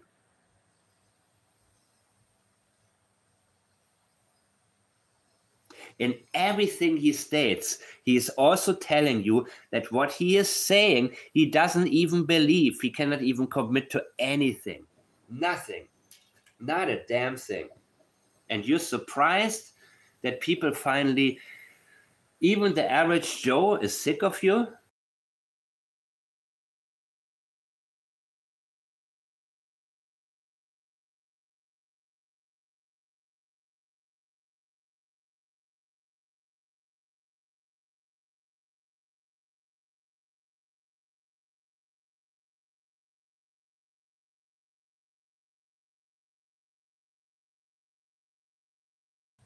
Maybe for the sake of your son. Because your son, he's struggling. Jordan, he's angry because people tell him what a dumbass his father is. So if you don't go on my show, go on A Balance's show, Derwood. Go to A Balance, and if you're feel more comfortable with him, give him the interview. Come clean, bro. Come clean. Now Daniel will hate me. If Derwood comes clean, everything will fall apart. But who knows? By now, they have a huge movement going. There's going to be so much fundraising. And again, they want the narrative that the kids are still alive to be out there. That's what makes the money. Same as Sebastian Rogers. People don't donate towards dead children. They say this is police, the law enforcement's job to figure out who did it. That narrative will stay up. And you helped with that narrative. That's why Kent likes it. And Kent now is in the limelight, but you're forgotten, Derwood. And you're angry. I understand that. But that's not my fault, dude. I'm saying what I've always been saying. Seriously. I'm surprised you guys are still here, man. I like it, though.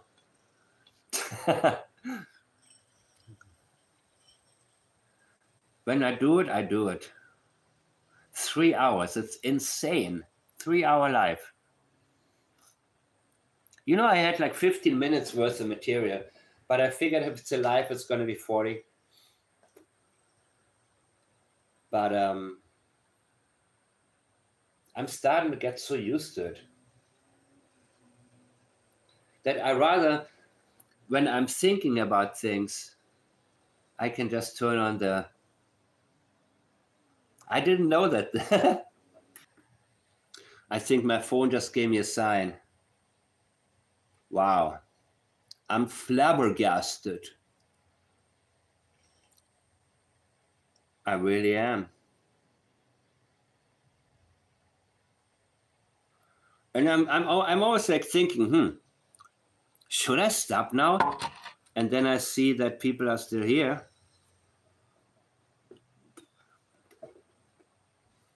Wow.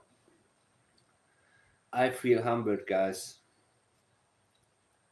Look, I mean, I'm going to make sure that the title will be something about Derwood, because I think his end is near in terms of his deception. Back then, I didn't want to give him the time of day. Now I figure, everybody is starting to see him for who he is. Daniel doesn't want anything to do with him anymore. It's a liability. That's what he is. Huge liability.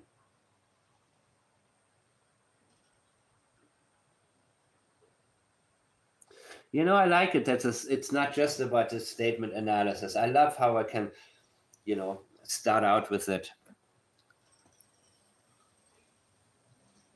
And I say thank you to them for that. Look at what he is capitalizing. And I say thank you to them for that. And I agree with your demands. This is like a political speech, man. He wants a new image, guys. He doesn't like what his image has turned into. He catapulted into the public's eye. And then they got tired of him. And then he was told by somebody, stop talking. You're making it worse. Then he came back. But it's not the same. People don't believe you anymore, dude. They don't. And they never will do it again. Even though you are trying to make the sound as if you're reaching out to somebody. They are being cared for by a native group of people who are concerned about protecting children. If I am correct, he's already telling you. This is just nothing. There is nothing. There's zero commitment. He's not good at lying. And this is true. If I am correct, and this is true. When have you used this type of language before, guys?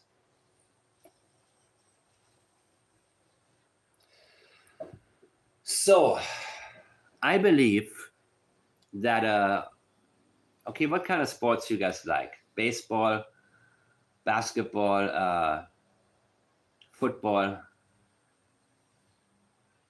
Okay. I tell you, the 49ers are going to win.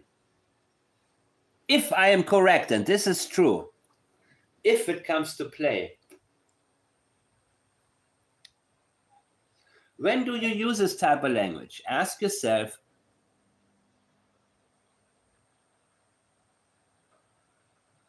oh, why they can't stop listening? Well, Derwood loves to be talked about. I believe that Derwood loves to be talked about. It gives him a high. It makes him feel better. It makes him feel more important. And I believe that he needs to stay relevant. I believe that he even puts everything on the line in order to keep the illusion of relevance. And that's a part of his personality pattern. As for Jordan, Jordan is angry, man. The message that he sent me, he was pissed off to hear people goof on his dad, and his dad doesn't even notice. His dad is probably loaded half of the time. Who knows? Allegedly, in my opinion only. I don't know anything, okay, about that. But his dad, I believe Jordan is sincerely angry to hear people talk about his dad so badly. Logan, I'm not sure she still does. She only left one comment once on my channel. Only one time. Kent is listening to everybody. Kent wants to be on top of everything. He wants to be like the godfather of Jack and Lilly. You know what I mean? And that means he also integrates Derwood's theory. Right? So Kent is listening to everybody. Seriously. Everybody with more than 500 views. And Logan, well, Logan, I don't think she listens that much. I think I think she has phases where for a long period of time, she doesn't pay really attention. And then somebody says, hey, they're talking about you. Somebody's talking about you. And I think then she gets angry and she tunes in and listens in. And then she doesn't know what the hell to say because she has nothing to come back with. You know, except that she has nothing.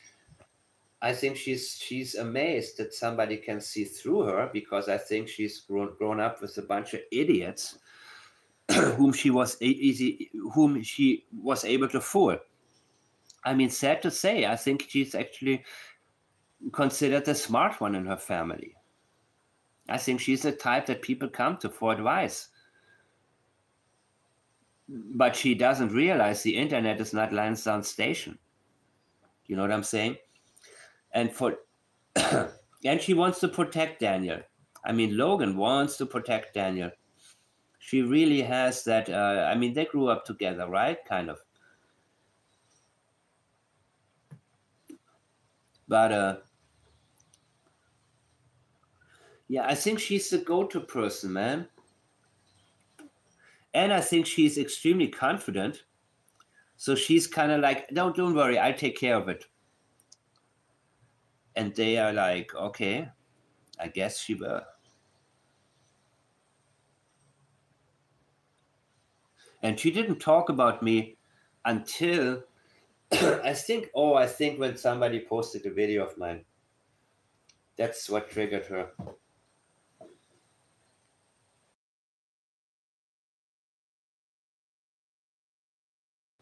But anyways, what else is new, people?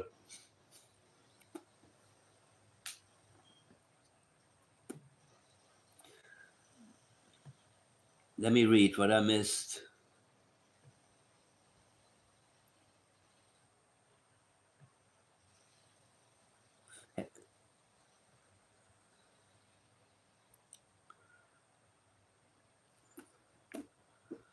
Hey, Mary. Are you the Mary? I forgot who's who. Are you Mary Wong?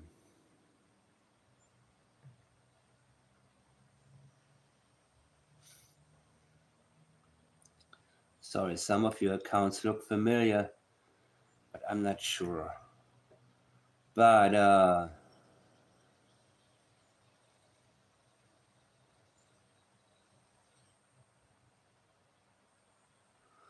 who wants to forget? Logan? Logan comes again. She stops and she starts again.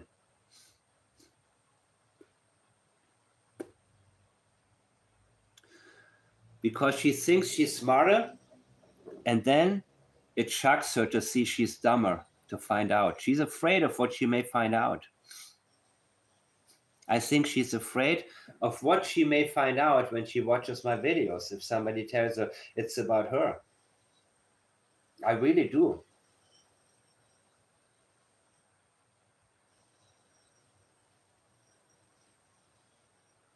Because she's not used to it. She's used to being the smart one.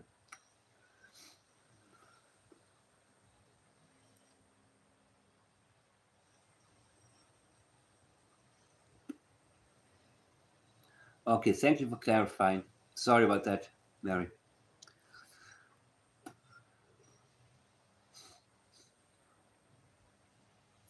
You know what?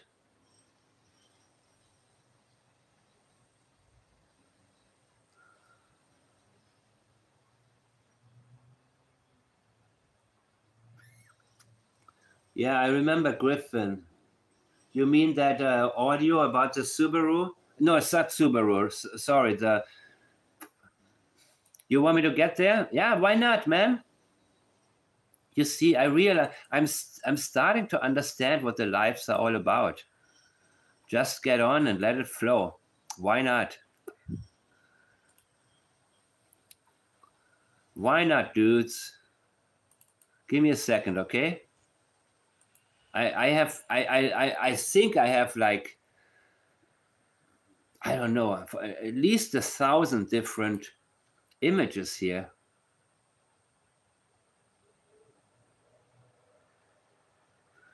Oh yeah, here's another one from him.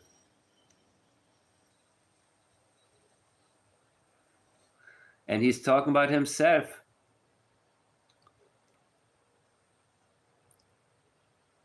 He's accusing people of what he is doing. He's inserting himself for family, for Daniel and his family. And some, he considers them family, and some because they care. I talked about this before.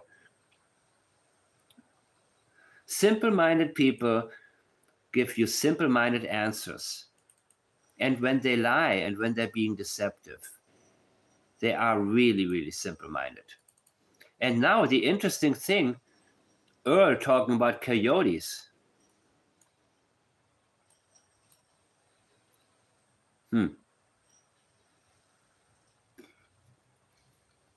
Interesting.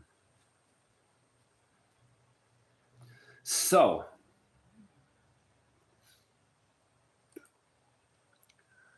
yeah, I believe you that they are coyotes. It doesn't, but you know what? One of you has listened to the entire audio and paid for the broadcasting, for all of the broadcasting during the searches, at least in the first couple of days.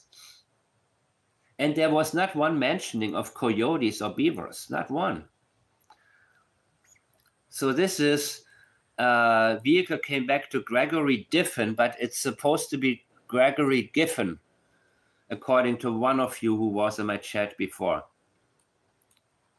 And again, that's a Kia Sportage. So my question to Wong is, how do you know that what you heard is a Kia Rio? And I do not have a freaking idea where that Kia is. And I don't care until somebody can give me the proper answers. Meaning, I'm not going to jump from channel to channel to figure out, no, you lied to me once, shame on you. Twice, shame on me.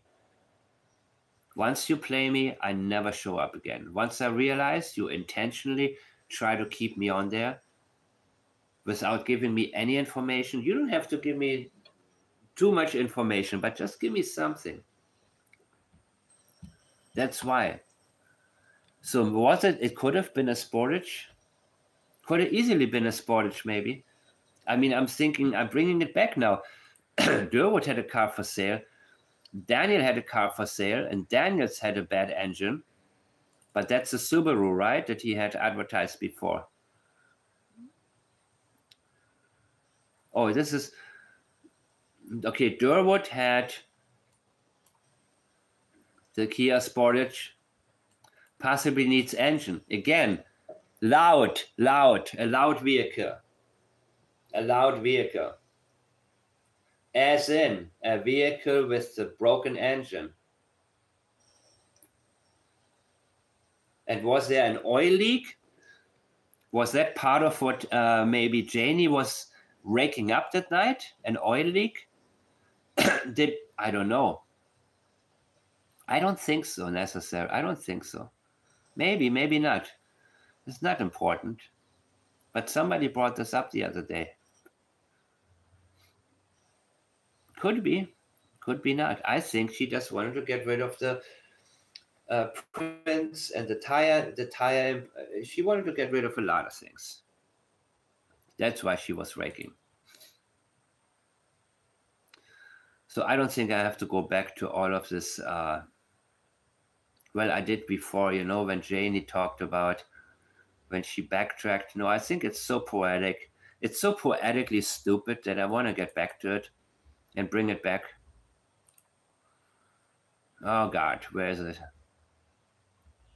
Remember when Janie talked about she didn't rake that night, and then she said, oh, yeah, around supper time that night. Supper time is not night. You can't make this up. Seriously.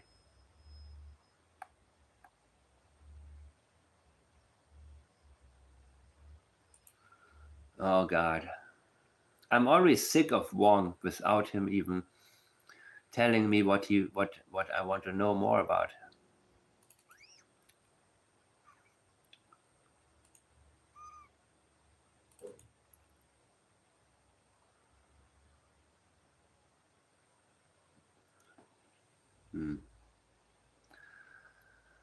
Just coming across all these images while I'm fading out. People. Oh yeah, here we go. Give me a second. This is so poetic. And it's only 2 of the messages. No kids here. Why have a pool? Was not raking the driveway on Thursday night. If I did, by the way, here's the deal, guys. Use this whenever you get a statement and you already know what the real truth is. Use that to detect how you can detect the deception in there. This is a great training tool. If I did, when somebody says, if I did, they introduce immediately the possibility that they could have done it. If you didn't rake that night, you would say, I didn't. You would say, what the hell is wrong with you?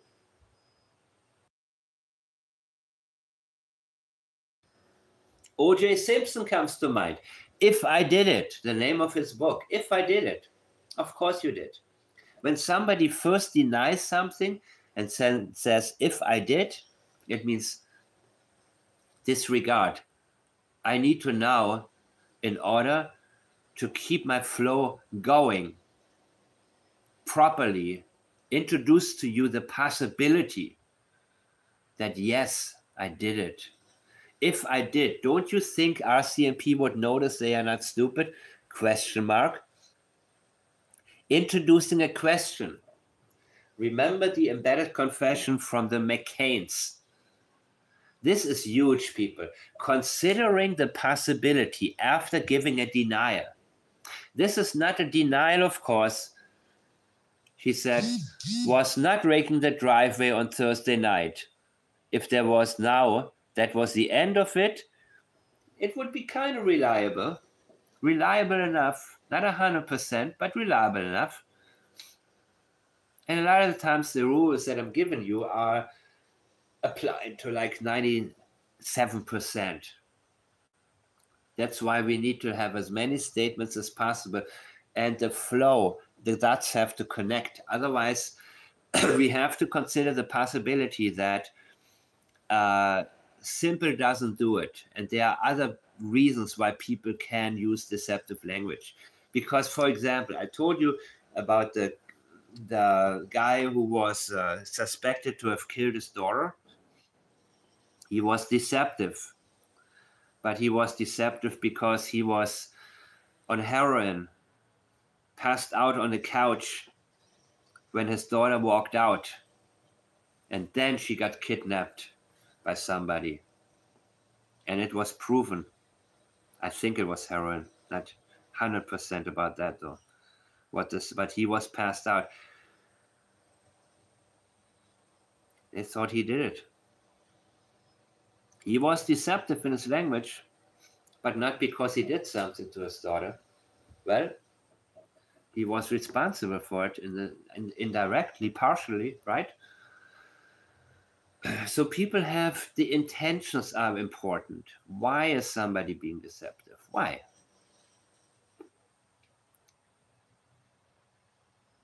This is absolutely beautiful. When I look at this insanity, it's a work of art. Remember that whenever when you see a statement like that, guys, and I haven't circled it, I will find my own way to maybe highlight this important part. If I did, no. That means you did. If you deny something and say, if I did. And then a question, did you kill your wife? No, I didn't. And if I did, I wouldn't have come back and talked to, you know what I mean? Uh-oh. What did you just say?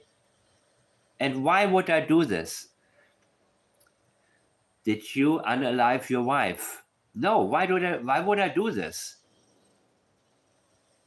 What? Is that how you would answer? If your children went missing and they ask you, did you do something to your children? No, that's the immediate answer, and it'll stand on its own. Not, if I did it, then why wouldn't I do it in a different way or do it less? Remember Woody Allen's interview? And Peter Hyatt pointed this out, and I did not want to pay attention, but the interview he gave about the accusations against him, why would I do it at this time?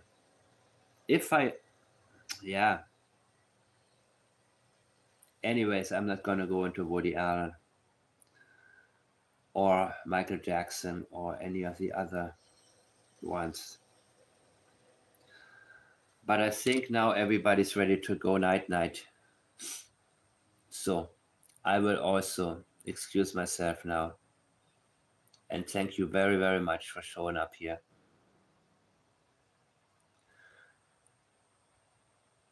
I thought Mike did the live about Earth messages too, everyone. I did before. Thank you so much, guys. Thank you, everybody. I'm definitely done now. I kind of know when the time is right. I'm too tired to name you all individually as I see you. Because when I do, I always leave somebody out. But I see your comments, guys. And I thank you. And leave me a comment if there is a suggestion that you have.